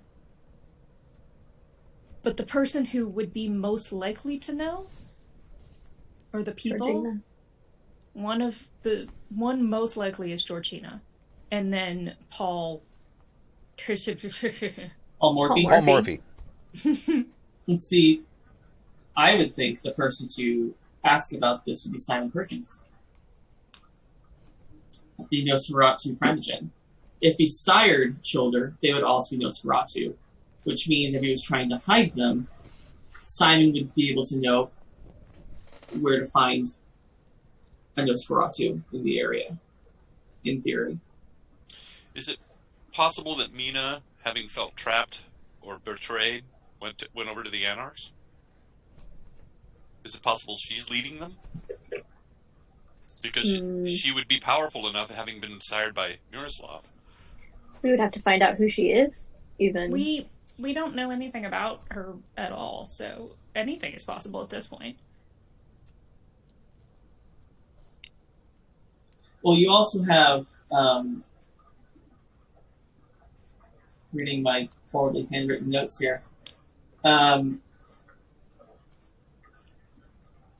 potential, or the children of Prince Daniel that possibly fled to the Anarchs. Oh, yeah. Caleb Johnston and Sally Smith.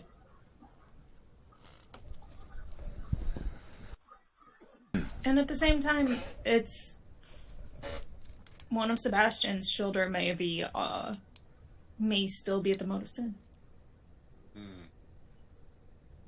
So it's a lot to find, but I think it's very important that we, at the very least, see if Mina still survives and find her, and hopefully in doing so, root out the traitor in our midst. I agree. Not to mention, as the childer of the previous prince, may be able to sway some people if she puts support behind who we want. Agreed. I've heard it told that the Nosferatu have a connection I've heard it told that the Nosferatu share a network of some sort, so perhaps Felix, when he's less busy, might be able to exploit some of his Nosferatu. What do we call it? Nosferatel? The Nosferatel network. Yeah. That's their cell phones that work underground.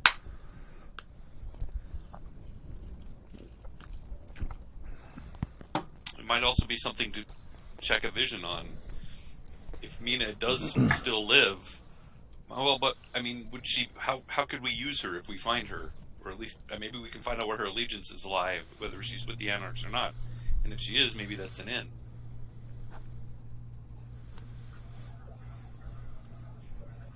Well, like I said, if we can find her and she's pliable, we can get her to throw support behind whichever candidate we want, which would be a nice boon in that candidate's cap. Mm-hmm. She may also be interested in revenge against whoever offed her sire, if she's loyal to him. If that, would become advantageous in some way. And we can tell her whoever we want killed her sire. And in any case, first order of business, find Mina? I think so. Well, tomorrow night we need to break into these vaults in the Mirror Realm. Oh, yes. Have lots of fun with that. I have a party I'm throwing tomorrow night, so I won't be able to attend. I'm so sorry.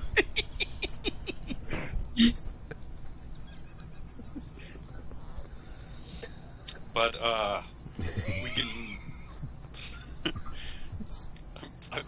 I've got a comeback to my head, but I'm not going to say it.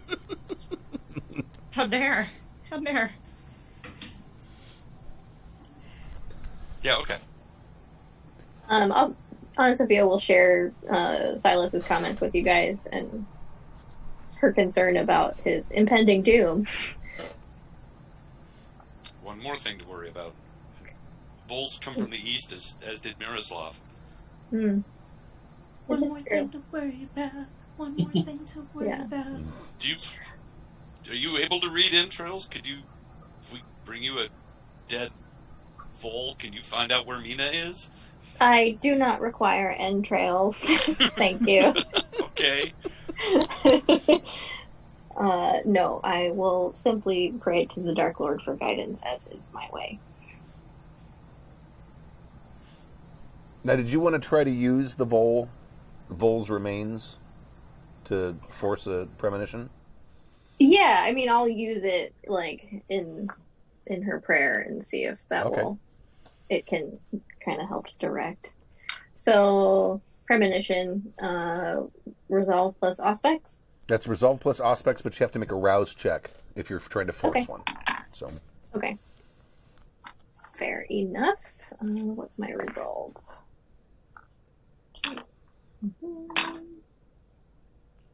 Rouse check. Ooh, I'm slightly hungrier, but that's okay. I don't have to succeed, right? No, it happens anyway. And then resolve plus aspects. Great.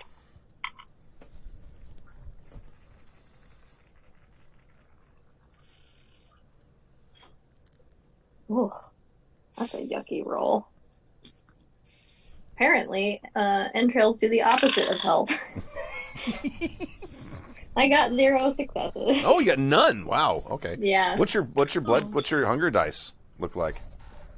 It was a 3. Wow. 1? Because how many? You should have 2. Oh no, you wouldn't add that until after. No, right. Yeah. Okay. I only did 1 because that was before. Right.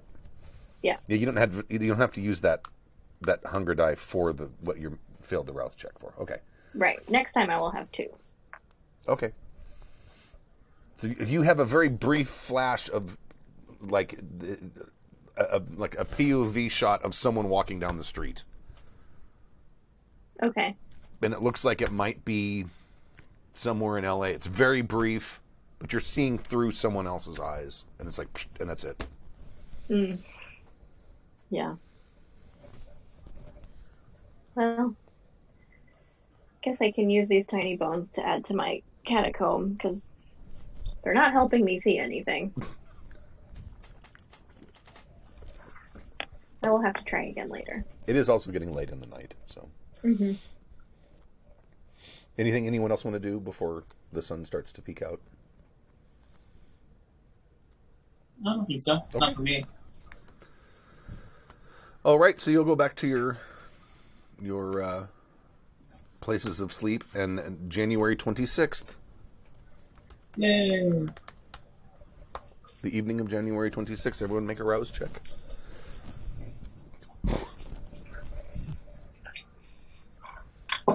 Succeeded.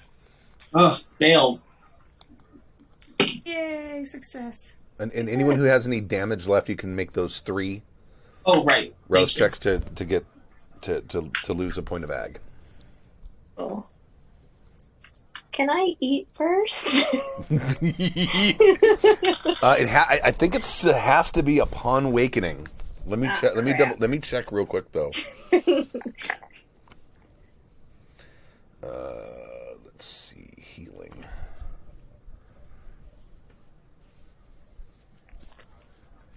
Upon awakening, vampire must make 3 rouse checks. In fact, it says must make 3 rouse checks. Ooh.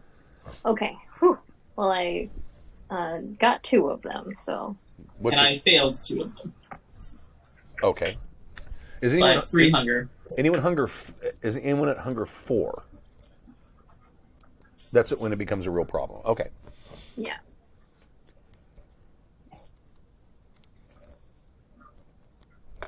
Yeah, I'm gonna I noshed on Sam last night. Let's go with I'll go ahead and I'll just call someone up on the dating app. Okay. And get one of my hungers taken care of. Okay. I should probably check in with my ghouls anyway, so I'm gonna have a personal prayer session with the medical examiner and my pet priest. Okay. All right. No problem. The priest is still at your place, right? He's still at your cathedral. Okay. Oh yeah, he lives at the cathedral now. Okay. I'm sorry, Lakshmi? Oh, I was just going to say I was going to do more experimentation with my ghoul, Marion. On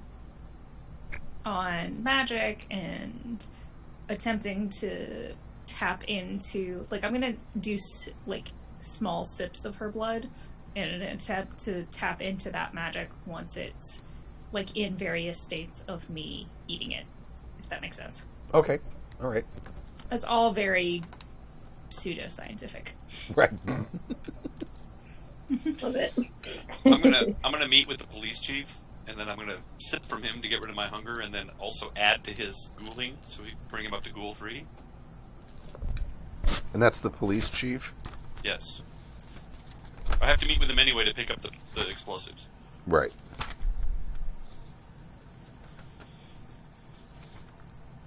I just have 1 point of hunger. I just want to go from 2 to 1, just in case I blow myself up and need the hunger points. Got it.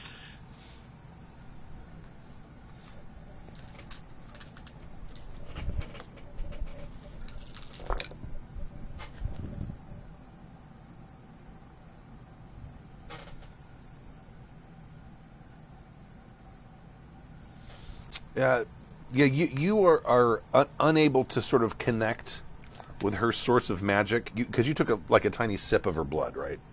Mm-hmm. Okay, you're unable to sort of connect with her source of magic.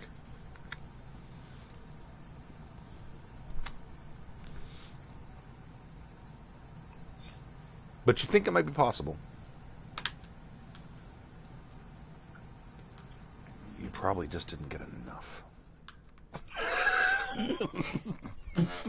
I mean, managed precisely, it's an infinite resource. Exactly. But, this might be something where another ritual might be required. Possibly something melding between my blood and hers. And I'm going to leave it there for now. Okay. And let that idea percolate for the evening. Okay. Any other morning or early evening stuff anyone wants to do before you get about your evening? Nope. Okay. So I'll text Latchby and say, I'll text everybody. I've got the explosives. I'm going to head down to the mode and then make my way to one of these doors from there if anybody wants to join me.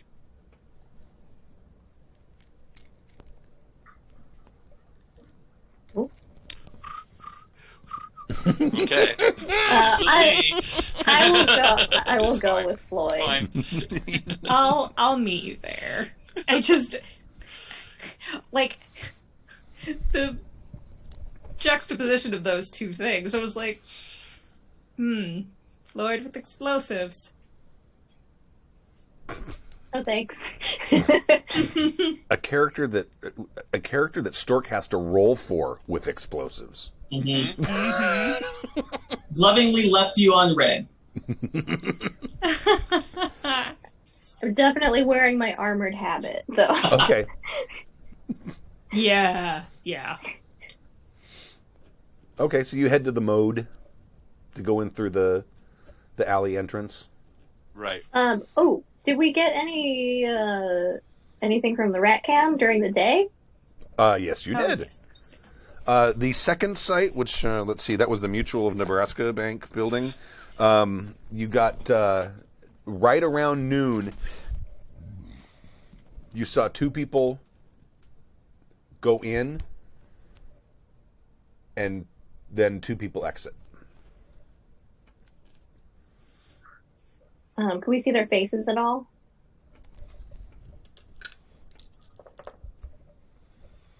You got one of the faces, because it's a rat, and so it's low. You got one of the faces of one of the guys exiting. Awesome. Okay. I would like to screen capture it and throw it into Google image search. Okay. Give me that technology plus wits roll. Oh, I'm not good at that. Lakshmi, help. I was about to say, do you want to just text it to me? Yeah. I'll text it to Lakshmi. Hey, look at this guy. And you need a lot of successes.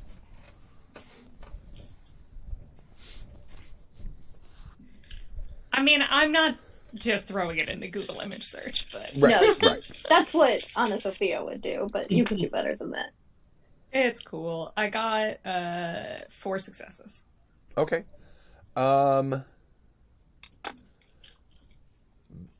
closest hit you have is from about 8 years ago, and it is a photograph from the Stanford Computer Science Department newsletter about one of the graduates. Let me find his name. Elon Musk. Wow. Morals.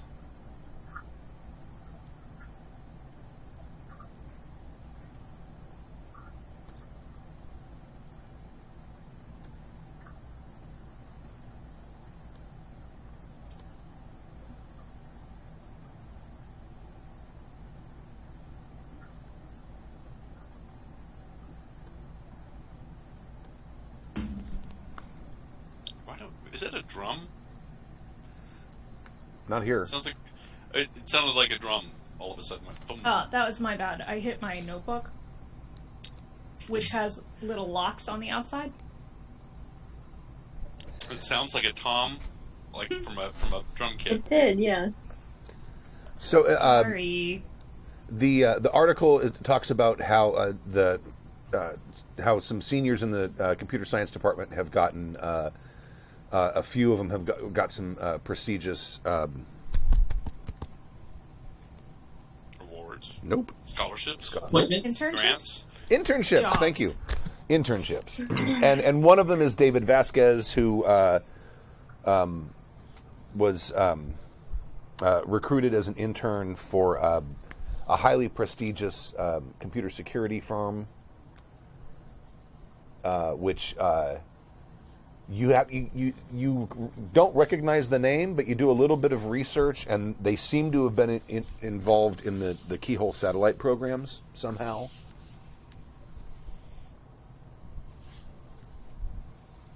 And that his fate, that is a younger version of the screen cap that Anna Sophia sent you. Awesome. What's the keyhole satellite thing? Those are the satellite. That's the spy satellites that are operated by some part of the U.S. I don't know if it's CIA or if it's the military or what. But the keyhole satellites are the satellites that have the spy cameras on them. So what you're saying is, if we weren't on a watch list before, we are now. By doing that search, maybe. I'm sure you used a IP spoofer. I meant the podcast. Oh. No, well, the keyhole satellites are common knowledge. The most current one, it probably isn't. We've talked about that on the podcast before too. It's like, because when you run a game, sometimes you Google weird shit. Oh, just so yeah.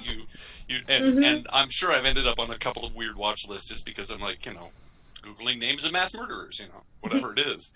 My boss spent 5 years researching all kinds of things for the last ship. Mm-hmm. Also purchasing inert bomb-making materials. Just saying, is if you're a GM who's running a campaign, you Google some weird shit, and in this day and age, you start thinking about it. You're like, I got to be a little more careful because. Oh, can you imagine I mean, I have Googled how to get rid of bodies and all kinds of stuff for games, not even thinking about what it is I'm Googling. And also, being a reloader, I have I'm sure I'm on a list for mail ordering gunpowder and stuff like that. So, does no one use incognito mode? I was gonna say. Incognito mode doesn't do shit. You need to use a VPN. Yeah, I don't think. Yeah, incognito mode just means that Google tells you they're not using your information. It just means only Google can see your information. That's right. Like, incognito mode is not real. Like, that's not a thing that actually protects you. All that really You have does to is use stop a your VPN. is stop you from seeing your search history. Well, if we weren't on a watch list, we are now. Just talking about this. But probably I like to assume that with 4 successes, I was able to successfully cover my directs. Sure. And do I find any other information on David Vasquez once I have his name? Except for that article, you find absolutely nothing. He doesn't even he doesn't have a Facebook page. He doesn't have a LinkedIn. It's like he got into this organization and disappeared. But does he have a MeWe? A MeWe? No, he doesn't have that either. If he does, it's under an assumed name.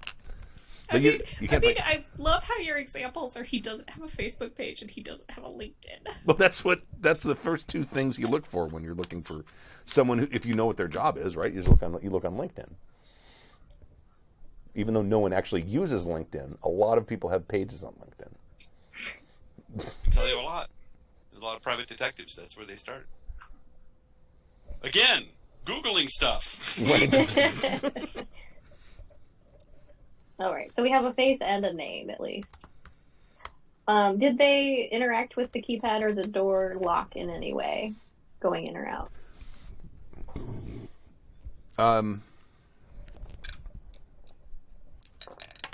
Oops. Yes, the people going in entered a code. Can't really see it from where the rat's angle was because their hand kind of blocked it because the rat's low, obviously. And then when they went in, the door closed, and somehow the people leaving got out. They walked out, but obviously you didn't see them using. Can we tell from the footage how many digits the code is? It was long. It was like 11 digits. I mean, but you can't really tell for sure because you can't see the person's hand. But it's like. But if it picked up any noise, like, was there any like confirmation, kind of like when you hit the number, did it beep? There's like a beep, and that's like the magnetic thing that opens the door that you have to open it while it's beeping, or else you have to enter the thing again. But he was pressing buttons for a while. No, beep for the number. No. How thick was this door too? What's 6 or 7 inches? Yeah. Is it got like those big bolts, like vault things that go in as well, or is it just a big, like a ship door, like you said originally? It looks like it's got it. They don't look like a regular door bolt. They're thicker than that. They're not as thick as they're not like a 1-inch steel. They're a little smaller than that. But it looks like on the edge of the door as it was opening, it probably had 3 of them. And okay, and but it may have. You don't know if it has any in the top. Is there also a keypad, or is it like a latch or a wheel? When they open it up, it looks like it's a hallway. I meant on the door. When you on the inside of the door, on the other side, what does it look like? Is it a wheel, a latch, another keypad? It looks like it's just made out of steel. There's no features on it. Okay. So obviously there's either a keypad or something on the wall inside. Either that, or maybe it's controlled by the people inside or something. But there's no features on the door. What side were the hinges on? The hinges are on the right side, and the door opens out. Okay, so the hinges would be closer to the outside of the building than the inside. I'm only asking because when I put explosives on here, okay, wait a second. I'm trying to think. Because if it's opening out, the hinges would be on the outside. Yeah, the hinges are on the outside. Okay. Yes. I'm I'm asking this so I know maybe where to place the explosives. Got it.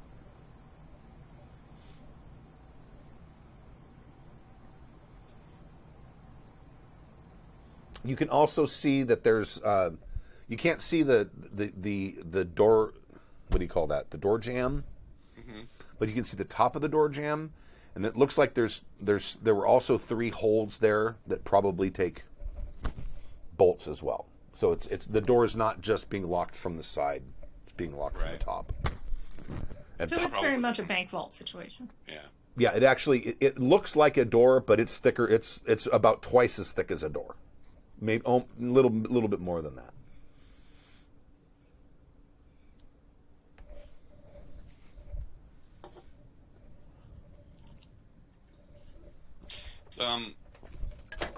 In the hallway that we saw, is it just like cinder block or It's concrete. concrete? Okay. It's like they came in and poured, with the molds.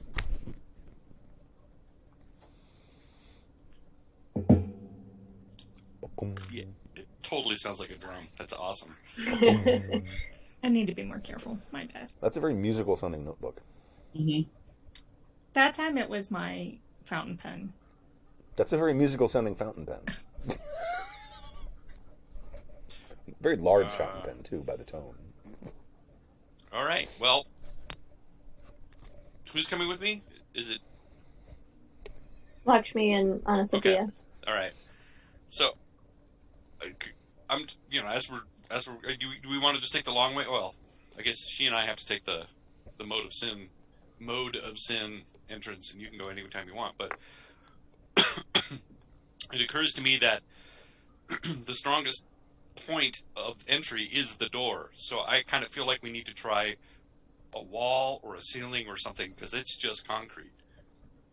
The door's got to be harder to blow off than blowing a hole in concrete.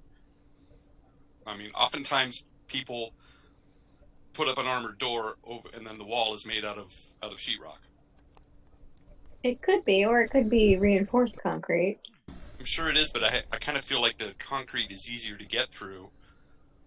Might be easier to get through than trying to blow, because I was looking at this door in these pictures, and it's got 1, 2, 3, 4, 5, at least 5, if not 6 or 7 bolts that go into the ceiling. So we need to blow through 6 inches of reinforced steel as opposed to, concrete.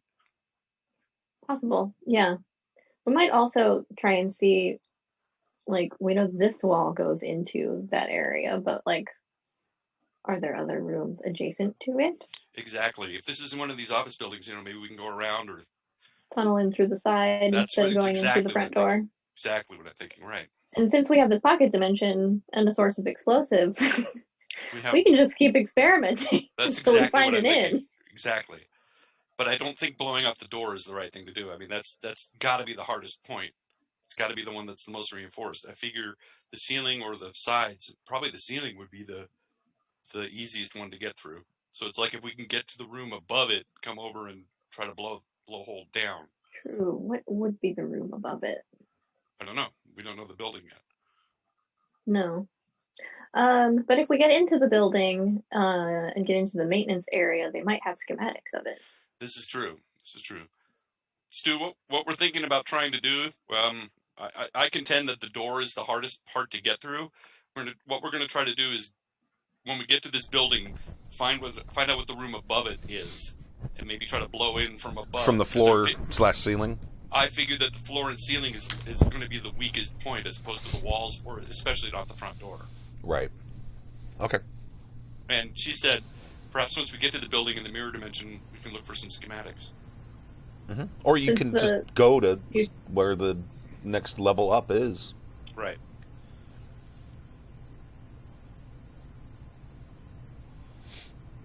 So, Lakshmi, we're gonna go to the building, but we're gonna try to go to the room above where this place is and blow a hole through the floor / ceiling and try to get in from that way, as opposed to trying to blow off the fully reinforced trap door. You muted. Okay. I'll Right. be outside. So we might spend most of the evening then poking around this building, finding out. Okay. Well, that's at the Mutual of Nebraska Bank building. So that's the sub. It's in a sub basement. So basically, you would need to go to the basement and try to figure out what room or what area is directly over. Mm-hmm. And you also know that there's a hallway. Mm-hmm. So we can compare that with the brief picture that we have. Do we get a rough estimate of like 10, 20 feet? Can one of us, both of us, attempt to do kind of a search and see if the schematics of this building, the building plans are online somewhere? That's what Sam suggested, that once we get into the building, perhaps the maintenance department has floor plans. Because in the mirror dimension, we can do anything we want, right? Mm-hmm. Yeah, But it's anything just physical should exist. true. I just For that matter, thought maybe like can- when they filed permits and stuff to build this extra space. Yeah, you can try that. we could also put schematics to the power to the building, just turn all the power off all at once. But That's That won't raise any flags. nope. I would say wits plus awareness. No, I'm sorry. Wits plus technology. Wits or intelligence? I would say wits.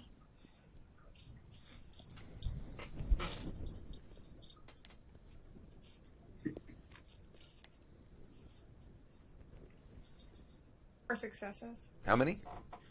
4. 4. Okay. And I got 110, but it wasn't on my hunger die. Sorry, Stu. Okay. All right. Damn it. Hold on. Go ahead. I got 2 successes. Okay. You are able to find. You're not able to find like real detailed like blueprints, but you are able to find like rough drawings of that building. And the first thing you note is it didn't have a sub basement. Right, of course not. So, and then looking at it, give me awareness intelligence. This is just for Lakshmi because she's seen the building firsthand. To see if you can figure out about where this vault door would be.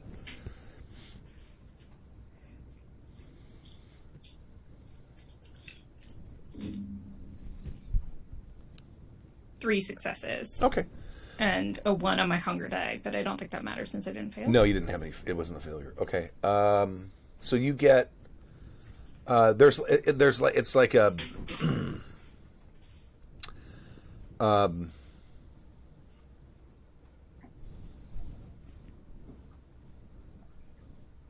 It's like some kind of janitorial room in the basement. It's not marked as what it's used for, but you kind of get looking at it, you get a reasonable idea what section of the floor in that storage room would be directly above the hallway and whatever's behind it. And you could get some glimpses from the rat cam. The hallway looks like it's probably about 8 feet long.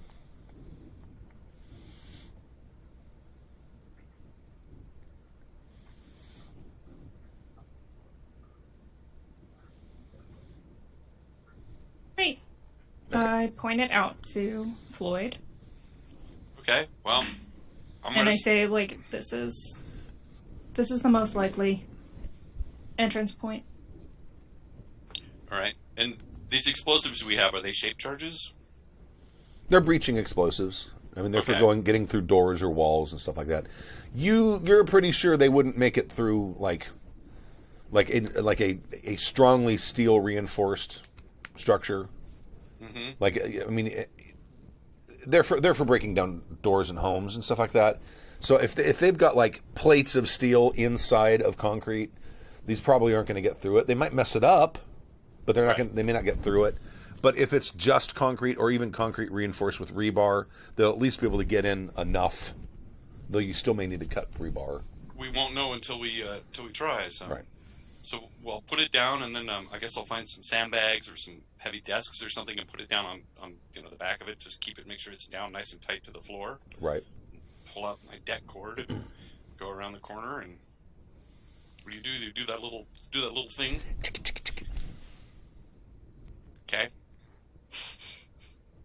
Okay. Do I roll anything? Yeah, you know what? I am going to have you make a roll just because you're using explosives. Why would you not make a roll if you're using explosives? I'm staying the hell away from this. But because it's Outside. a directional charge, it should be better than, Well, just no, yeah, a but big old barrel of black powder. But it's still a dangerous exploit. It's nice knowing you guys. Yeah, I'm with Lakshmi. I'm gonna stay outside the building while it explodes. Okay. I'm gonna say you have larceny.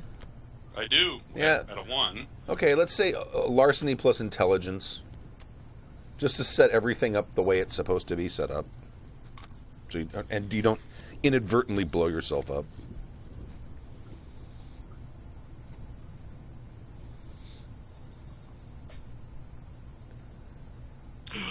Four successes. Wow. 4 dice and Wow. roll all 4 successes. Nice. What is it? What is your hunger die? A success. Oh yeah, was it a 10? No, it was one of these. Okay, That's right. He uses that's the right. weird- You're using the chicken scratch dice. I have someone sent another set of those here right before the lockdown. So if anyone else wants to use dice that are hard to read, there it is. It's back there. I've got them, so I figured to give them to someone when one You day. have a giveaway, and people who are listening could win them. Okay. All right. So you let me see how it did. You got 4 successes, you said? Mm-hmm. Okay. Out of 4 dice. So 4 And it's it- the max I could do. It blew a hole. The sandbags, they went up and fell through. It actually blew a clean hole inside the thing. You can see rebar sort of bent inward, pointing down. Cool. And there's I'll go dust. stick my head in. There's dust and such everywhere. No lasers, no Yep. explosives. Okay, cool. There's- I'll go. There's no electricity here. I'll go stick my head in, look around. Okay.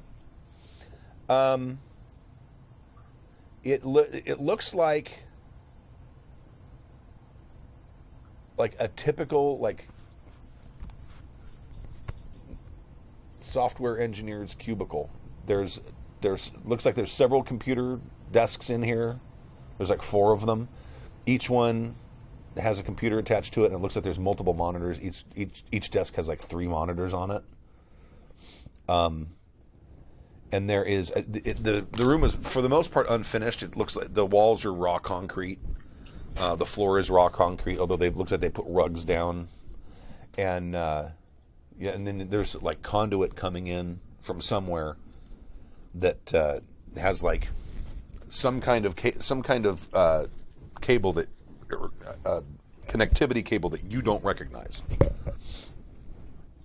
Interesting. All right. Well, I'll text Sam and Pooja. Yeah, we don't have phones. You don't have phones. Oh, right. That's right.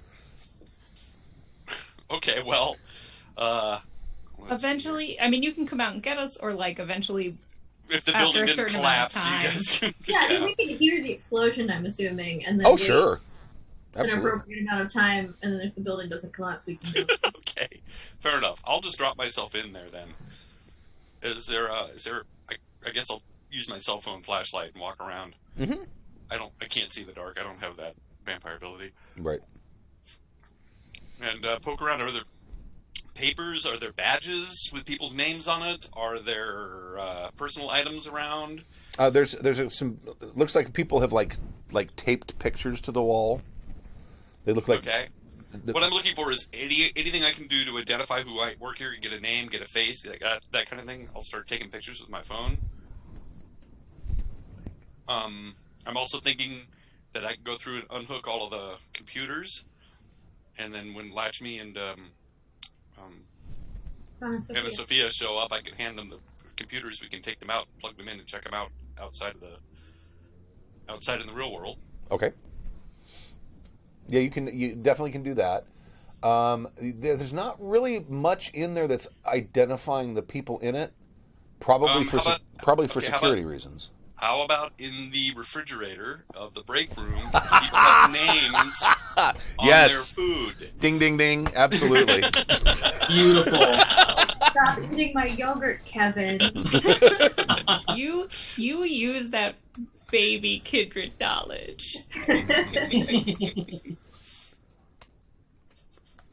Why are you looking in the fridge? It's not like they're gonna have name tags in there. No, but you Or write your whatever name people on your use. stuff. Like if you bring a paper bag, you write your name on it so the other guy doesn't eat it. Yes, that was the joke. That was her in character asking Oh, I'm my sorry. character I'm sorry. why I'm going to the refrigerator. In answer, I pull out a sandwich with somebody's name on it and show it to her. Amanda, Carl, David, and Scott. You writing that down, Sam? Amanda, Carl, David, and Scott. Okay. And is there like a check pool checklist in the break room somewhere, hanging up there somewhere? There's no that break might room. have- It's a single room place. There's a refrigerator in the corner, and there's like 4 desks that sort of face each other, and there's little like low cubicle walls that you can kind of just There's when you're gotta be sitting. coffee. Yeah, there's a coffee pot, sure. Yeah, there's got to be There's a no- bathroom. There's no sign up for the Second Inquisition softball team. Exactly, or the check pool. You know, everybody's in the check pool, or There is something like that. There's a bathroom just off that main room opposite the. There's another looks like another one of those reinforced doors on this side of the hallway as well. So let's just say that the 3 of us are going to spend. Well, I don't want to speak for you two, but we have all evening, and I'm going to spend scouring this for any information, names, last names, social security numbers, all of that stuff. So, if there's anything there to find, I would like to find it. Let's say half the night, because we Okay. have another place to look. We do. There is another one of these. So this one room, you said it has another door that leads. That's the hallway, though. Yeah, the It's setup hallway is side. basically the reinforced door that you guys saw from the outside. Mhm. There's like an 8-foot hallway, and then there's another very similar door on the other side of it, Mm-hmm. and that leads into the room that you just blew your way into. Ah, okay. Oh, okay, so it's like a double, like an airlock type situation. Yeah, Yeah. yeah. Got it. I mean, I Okay. realize we're not playing Traveler, but whatever. Right. So, Yeah, but you have to check out the other location because it doesn't look like these two connect physically. But we should take. Floyd, do you think your police chief could get some, I don't know, fingerprints from these keyboards? yeah, it's possible. We can try it. We could take the keyboards. I was thinking about taking the entire tower by itself. Well, Yeah. We should just take the hard drives. I don't want to take the hard drives out right now. I'd need a screwdriver. It's dark. There's 4 computers. I think if we just hand the entire towers up, as long as we don't turn them on or connect them to the internet, nobody will know that they're missing, and we can take the hard drives out once we get outside. Well, technically, they won't be missing in the real world, right? That's correct. We'll never. Let's put it this way. While you're searching for other stuff, I'm gonna take the hard drives out. Okay. I don't want to carry whole towers around. Okay. And then we'll just take the keyboards as well, but very carefully not to touch them. Hmm.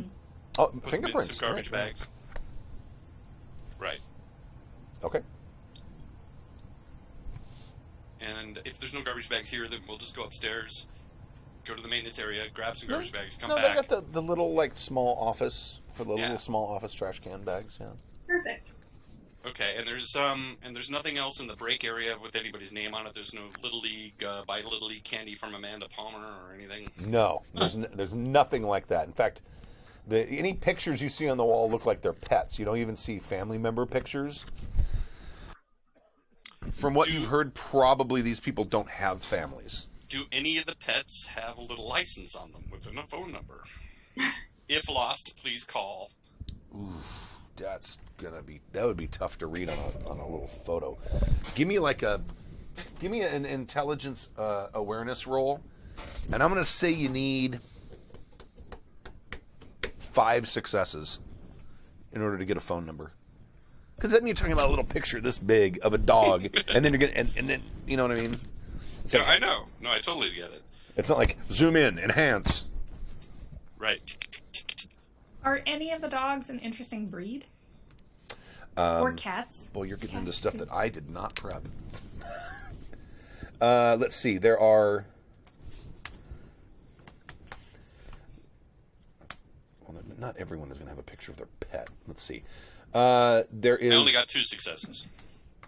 Okay, so you can't get the...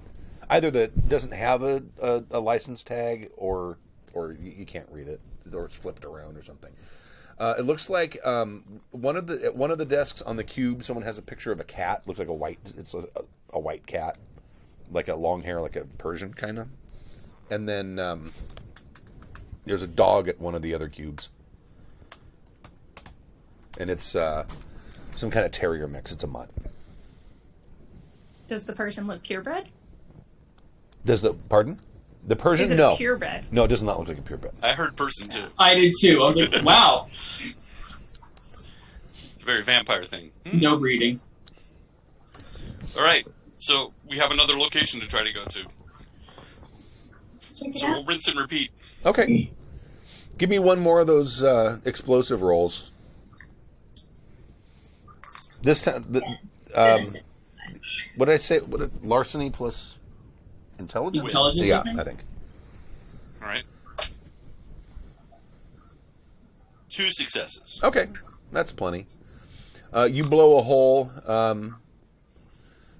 This one you're gonna have to kind of beat in the rebar, and you can kind of stick your head down and look, and it's empty.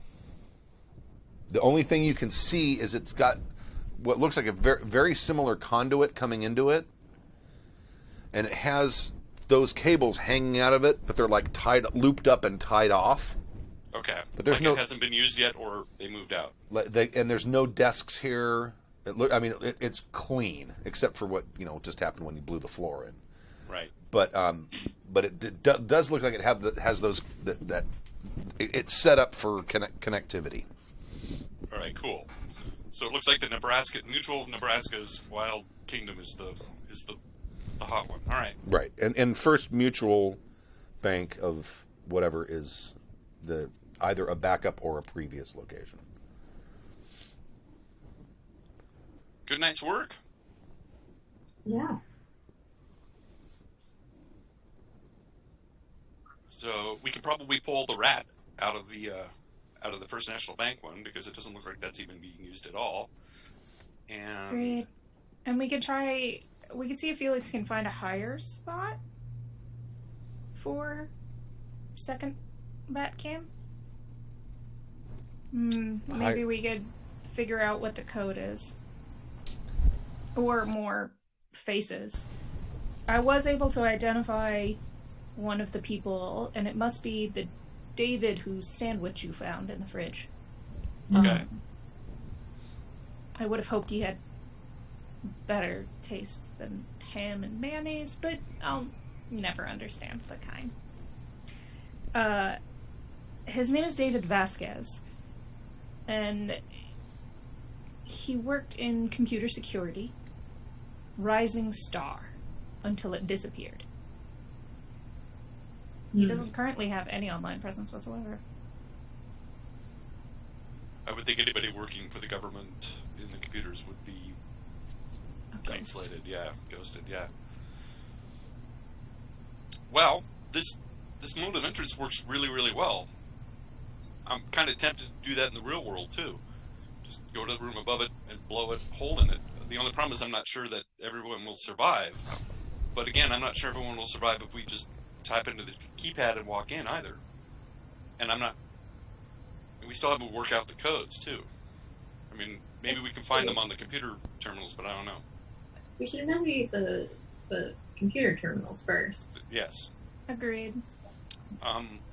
This could Okay. also be a great source of information if we can figure out what their code system is Exactly. on the app.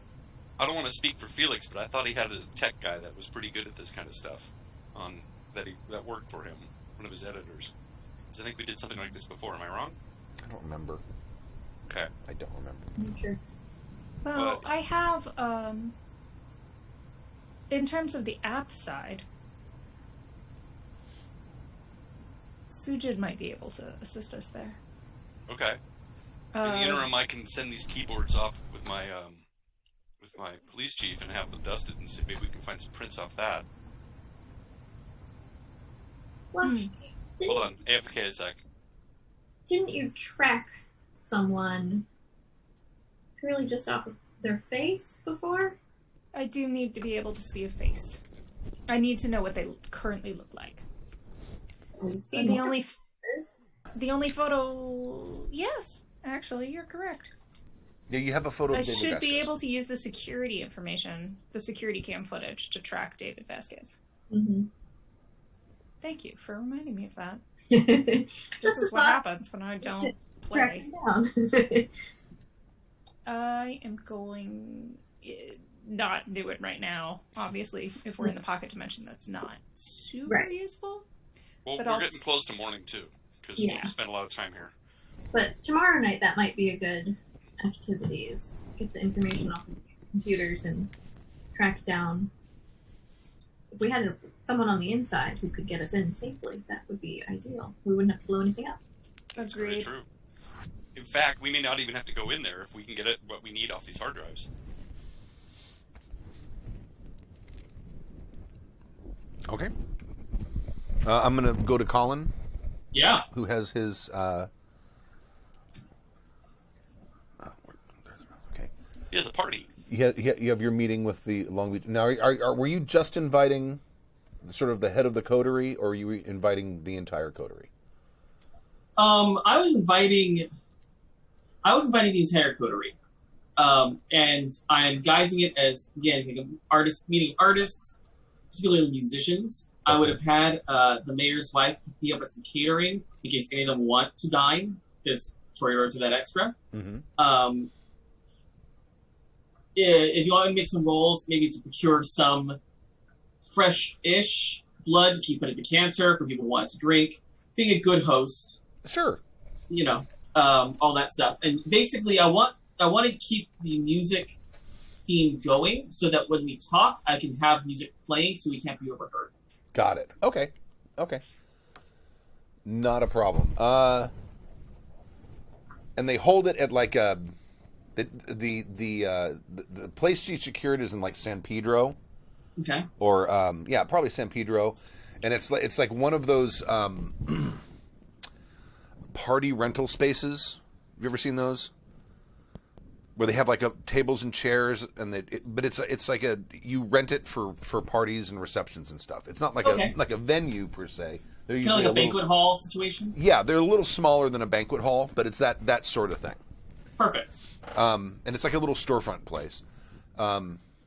So they you had the sound system set up and everything like that. And the sound in there is just slightly louder than would be comfortable to make sure that whatever you say is not overheard at a different table. Love it.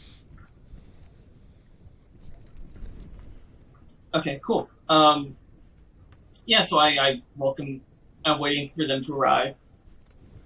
Ready to welcome them and have it start with what we're actually, supposed to be doing. We're just talking about art and trying to convince them, Long Beach is cute, but if you wanted to see real art, you should move to LA. But, all that orange curtain bullshit that I endured far too long, and then moved to LA.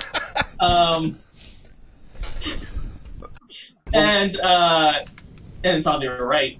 And then once that kind of gets out of the way, start getting on the brass tacks. Talking about.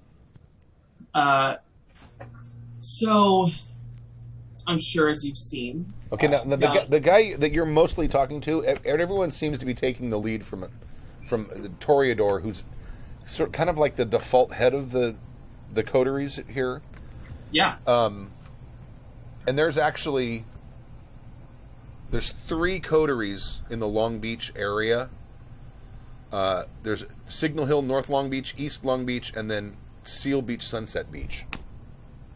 So you've actually got. You're probably bringing in like 12 Kindred. Okay. Quite a so I'm few. sorry. It's Signal Hill, Seal Beach, and what was the second one? It's Signal Hill, North Long Beach. That's one coterie. Mm-hmm. East Long Beach, which is primarily residential and the university. Mm-hmm. And then Seal Beach and Sunset Beach, which are two small towns just south of Long Beach. For... And all of this, by the way, is in Los Angeles County, not Orange County. Oh, Just I so know. you know. Okay. I'm doing that on purpose. All right. Because technically Los Angeles County, but everybody in Orange County thinks it's Orange County. Right. It's a whole thing. But everyone seems to be kind of taking the lead, like one of the last people to come in, and it's almost like the other members of his immediate coterie come in and are like standing and like keeping watch as he comes in, almost as if they're security. Okay. So cool. this guy's definitely, and when he comes in and he's the last one to arrive, all of these Kindred like greet him when he comes in. It's almost like he's a capo de tutti capa. Mm-hmm. And you recognize him. His name's Steve Madison, or Stephen Madison. What's his preferred form of address? Would I know that? Stephen. Stephen? Okay. Yes. Stephen, it's delightful to see you. I'm so glad you made time in your busy evening to join our little soiree. Oh, of course. I appreciate the invitation. Oh, not at all. Please enjoy the music and enjoy the food if you'd like. There's also some refreshments, and make yourself comfortable. I will. Thank you very much. We don't get out. We don't get out very much. You know, we kind of have our hands full down there. Do you? Is Long Beach that busy? Is it that tumultuous? I should say. That you need to have constant vigilance. Well, we're not. I wouldn't say tumultuous necessarily, but our southern coterie is bordering Anarch territory, or at least territory that. Because if you get far enough south into Orange County, you end up in Anarch territory again. Mm. So we have to watch for incursions because the Orange County coteries are like sieves. Mm-hmm. Yes, that is also technically part of the Glittering Night, by the way, Orange County. Yeah, I know what you mean. Being in Glendale and being right up against Anarch territory, we have to push them back occasionally, but they're more of a nuisance than an actual threat. I heard they actually tried to like take over a piece of your haven. Is that true? Well, they decided to be bold, and we made them bleed for it. Well, good for you. It's all a part of the job. Tell me more about the trouble you're having with the Anarchs. We know all about the Anarchs up near us, but I know very little about the Anarchs in your area. Well, as far as we can tell, they're not yet coordinating with the Anarchs in the San Fernando Valley. From what I've been able to kind of discern, the Baron, they call him a Baron, of the San Fernando Anarchs is kind of like an upstart, or kind of a Johnny-come-lately, at least from what I've been hearing. And I don't know if that's the reason there's no cooperation between them and the South Orange County Anarchs, or if just Anarchs don't cooperate with each other, which is entirely possible. Wouldn't surprise me. But I don't think. I certainly haven't. Like, for instance, it was quiet when they tried to hit your territory. It wasn't like there was any coordination between the Anarchs down by us and yours. They don't seem to be coordinated, which isn't surprising. Love to hear about that.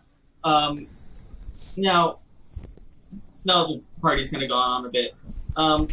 Now, surely you've heard about the disappearance of our beloved Prince Miroslav. Oh yeah, of course. What are your thoughts? Have you heard anything? I mean, I'm always one for idle gossip. Heard anything as far as about Miroslav? No. I'm assuming he's not coming back. Princes don't usually just up and disappear. True, but Miroslav is no normal prince. If he's not coming back, do you have a prime suspect in mind? Or do you think he just offed himself, or what? Oh, I don't know. I honestly don't know. I mean, let's see. I know that Georgina and Paul Morphy are both sort of vying to replace him. Those would be the first two I'd look at, of course. But I don't really. We kind of have our hands full, so I haven't really gotten too involved unless it starts to become a problem where we're not getting the support we need. I honestly don't care who's in charge. May I ask a frank question? Sure. Under Miroslav's reign and the current administration, have you been getting the support you need? Really? It was better. It was better before Miroslav. Oh, God damn it! What was his name? Daniel? Prince Daniel? Yes, yeah. Daniel, I mean, during Daniel's reign, he helped us push the Anarchs back damn near to San Diego County. Mm-hmm. I mean, we still had incursions. That's what we just have to deal with it. But I'll bet you there were 5 or 6 coteries between us and San Diego. And very gradually, very slowly over the last 4 or 5 years, those coteries have either fallen or turned or disappeared or moved. Because obviously, as you know, living on a border is kind of a pain in the ass. Yeah, it's not all it's cracked up to be. But I would definitely say that during Miroslav's reign, the territory of the Glittering Knight shrank, not only in your area up by San Fernando Valley, but also down in our area as well. Mm-hmm. Although I don't think ours was the result of a coordinated effort like yours was. I think it was neglect. It's a shame, really. I agree. I think with the Prince Daniel, the Glittering Knight really shone, and what Miroslav tried to do really diminished our holdings all around. Oh yeah, and I mean, now we have the Second Inquisition mess to deal with. Yes. Have they been giving you much trouble down in Long Beach? We haven't been hit. We did identify one. We were briefed by Anna Tremont. I don't even know how long has this been going on. Probably a week ago or a few weeks ago.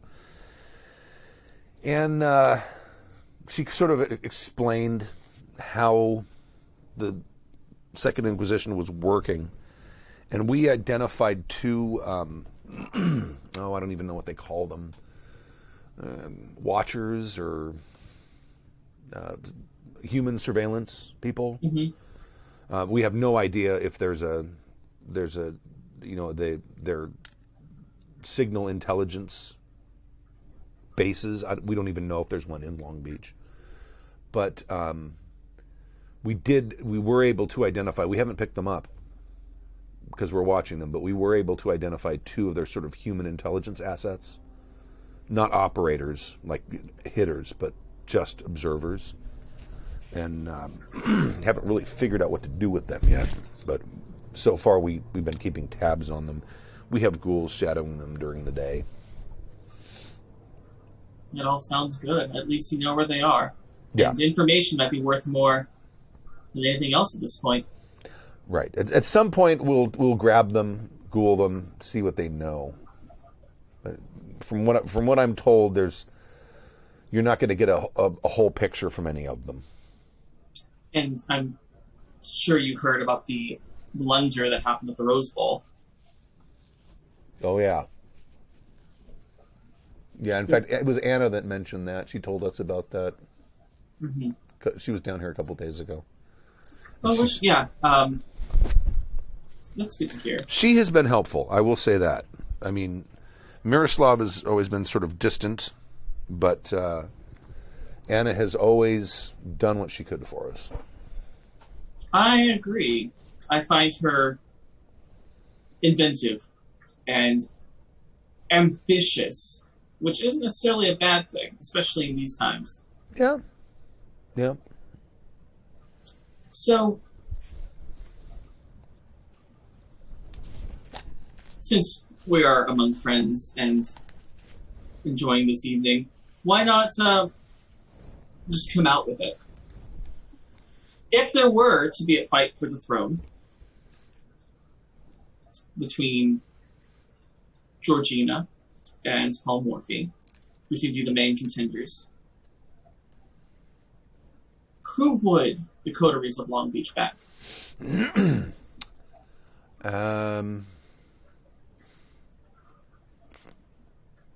That's actually a question I have not considered. I think Surely the thought has crossed your mind or the mind of the other coteries.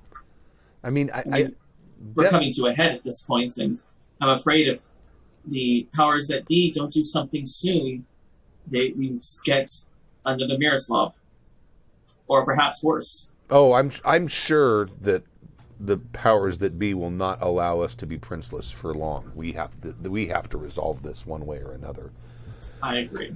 I think by tradition, Paul Morphy probably has the strongest claim. I have met Paul Morphy a few times and spoken with him, and I have to say that his intellect does impress me.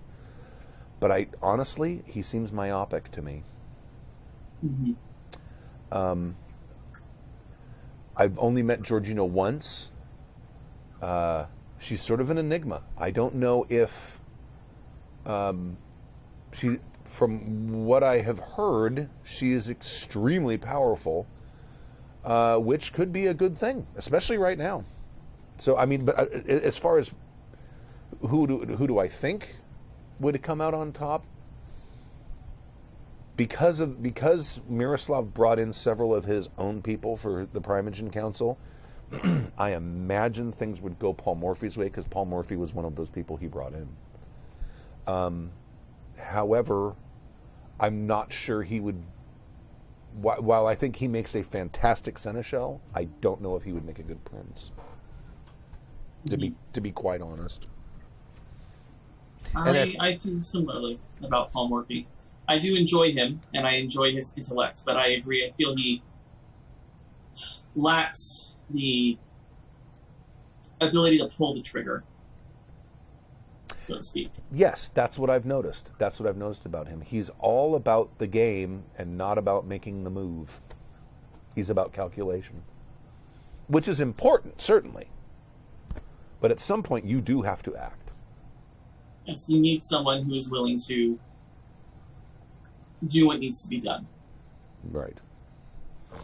Now, I would say that if, for instance, Miroslav did not leave of his own accord, but that was orchestrated by someone else, that might be someone we would want to take a look at. You mean whoever managed to remove Miroslav from the board would be someone you would consider backing? Assuming he was removed, yes. Of course, the whole hypothetically. That is a bold move.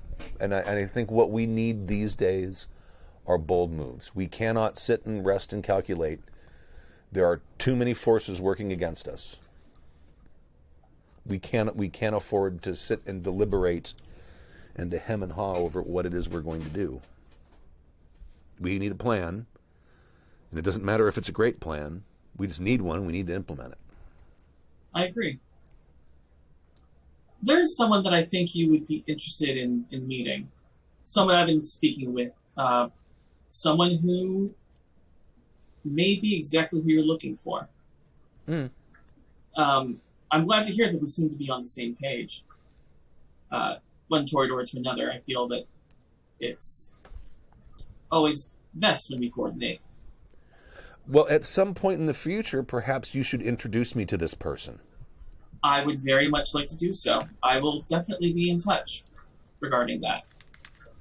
But I feel I've brought down the mood enough with this talk of boring politics. Let's have some music, and I will go back to hosting. Okay, excellent. All right. And then that's probably the way you're spending the rest of the night? Yeah, absolutely. Okay. Anyone else have anything this evening that they want to get accomplished? You're muted. Storkalus. I just want to make sure that I can get the keyboards to my Gould. Sure, that's not a police problem. captain, so that way, come tomorrow evening, we have fingerprints to look at. Okay. Yeah, that's not a problem. Okay. And you can also run them through the fingerprint matching system. Perfect. Yeah. What's it thing? Set off all the alarms and bells. Okay. Anything else for this night? Going once? No. Going twice? I think we've had quite an eventful evening. Okay. I would like to call it here because I think things on the evening of January the 27th, the shit is probably going to hit the fan in one way or another, and I'd like to have a little bit of time to prep for that. Plus, you got to come up with 3-4 whole hard drives worth of info. Oh, right, yes, yeah. Oh, you know what? I'll leave it with a cliffhanger. Uh-oh. So you get the hard drives back to wherever you take the hard drives, right? And Probably back to the mall. okay. Does someone want to make like a technology, maybe wits roll to see if you can get into them and see the data that's on them and get past the encryption?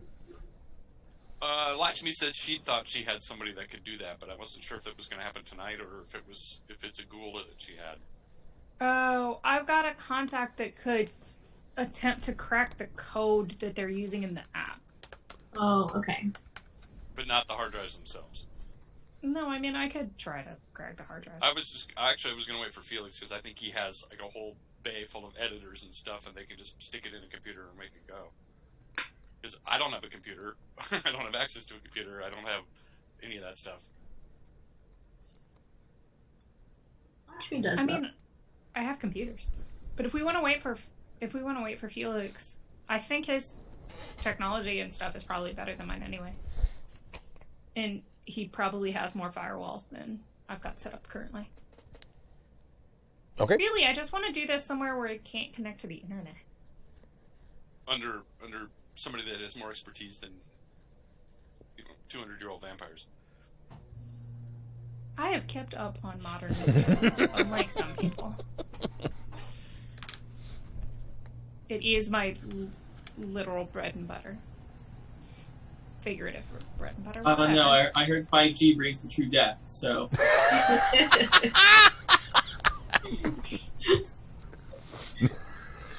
I mean, if you're going to tap in to pseudo-scientific nonsense, at least make it in pursuit of a good meal.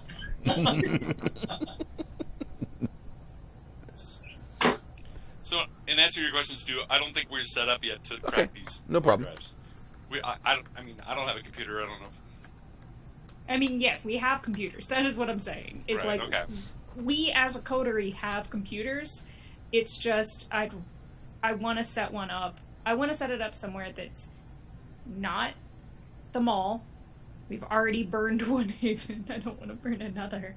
Fair. And is, like, basically I want to go back to Felix's storage facility, like, clean room kind of situation, so that I can set them up. We can set them up there. Okay. I just want to make sure that there's no way that they can attempt to connect themselves to a network and alert anyone of where they are currently. Yeah, he now owns a whole server farm in Irvine. So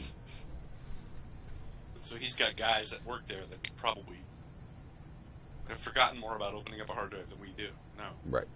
Yeah. Okay. I All mean, right. if you'd rather do that. Just I don't want to make any dice rolls of it computer. because I'll fuck it up. I don't know. You got 4 successes, Stork. You might be on a I roll. know. Yeah, that's right. That's the campaign for him though.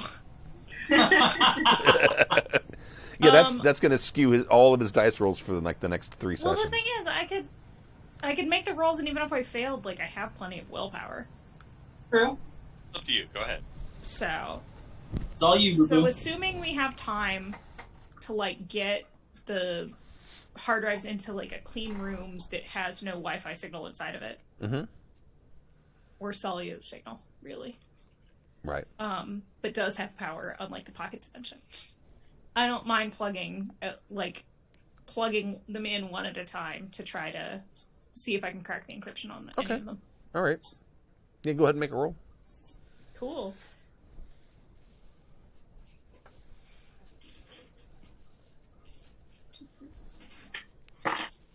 I'm assuming this is going to be another tech plus wits or tech plus intelligence.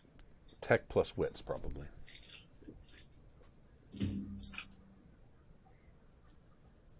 One, 2, 3 successes. Okay. All right. You can get on there, and apart from all the typical directories on the drive that you would normally see, there's a couple of directories. There's one that says potentially relevant screenshots or something like that, or potentials, let's say. And then there's also, let me see. Oh yeah. There's also it looks like this particular hard drive also happened to be attached to the security cameras outside the door of this vault. Mm. So you've also got hours and hours, literally hours and hours and hours and hours and hours of footage of operatives coming in and out of that door. Lovely. I have faces for everyone now. Is there a name attached to this computer? This like when you go to the properties. Oh, well, the username Amanda? Is David. Oh, all right.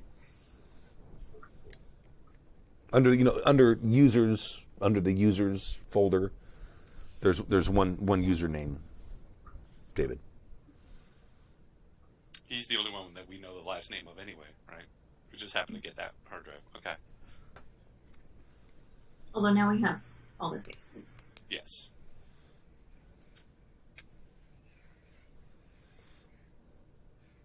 Okay.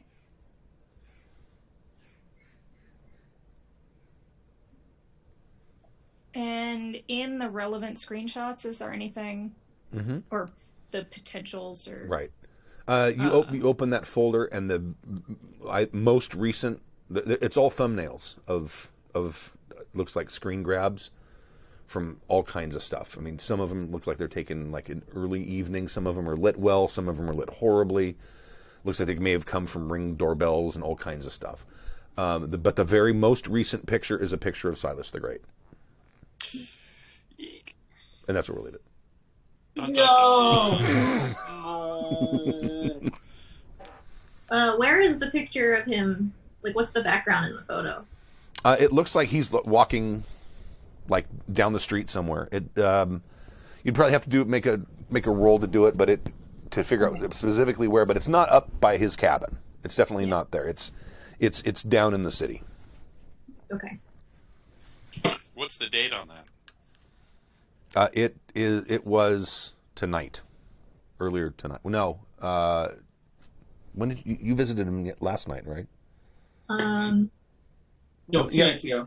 Oh, that's right. Yeah, it was 2 nights ago. So it would have been last night. Okay.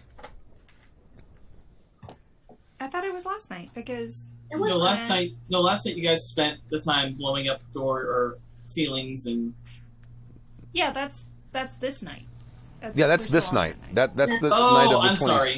I thought we moved on to the next day already in my brain. Sorry, my bad. So it would have been okay. Then it would have been tonight.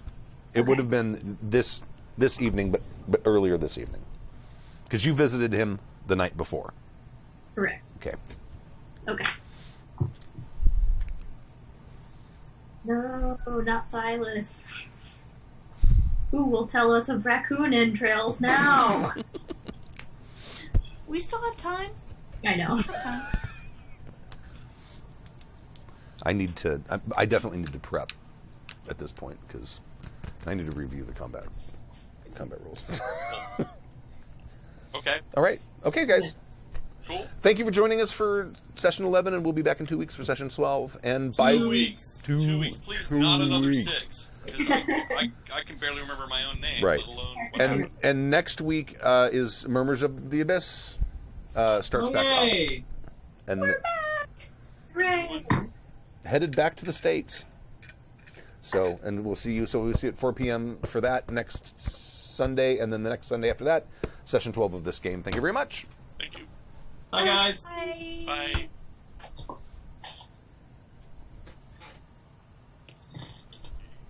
Whoops, that was too quiet.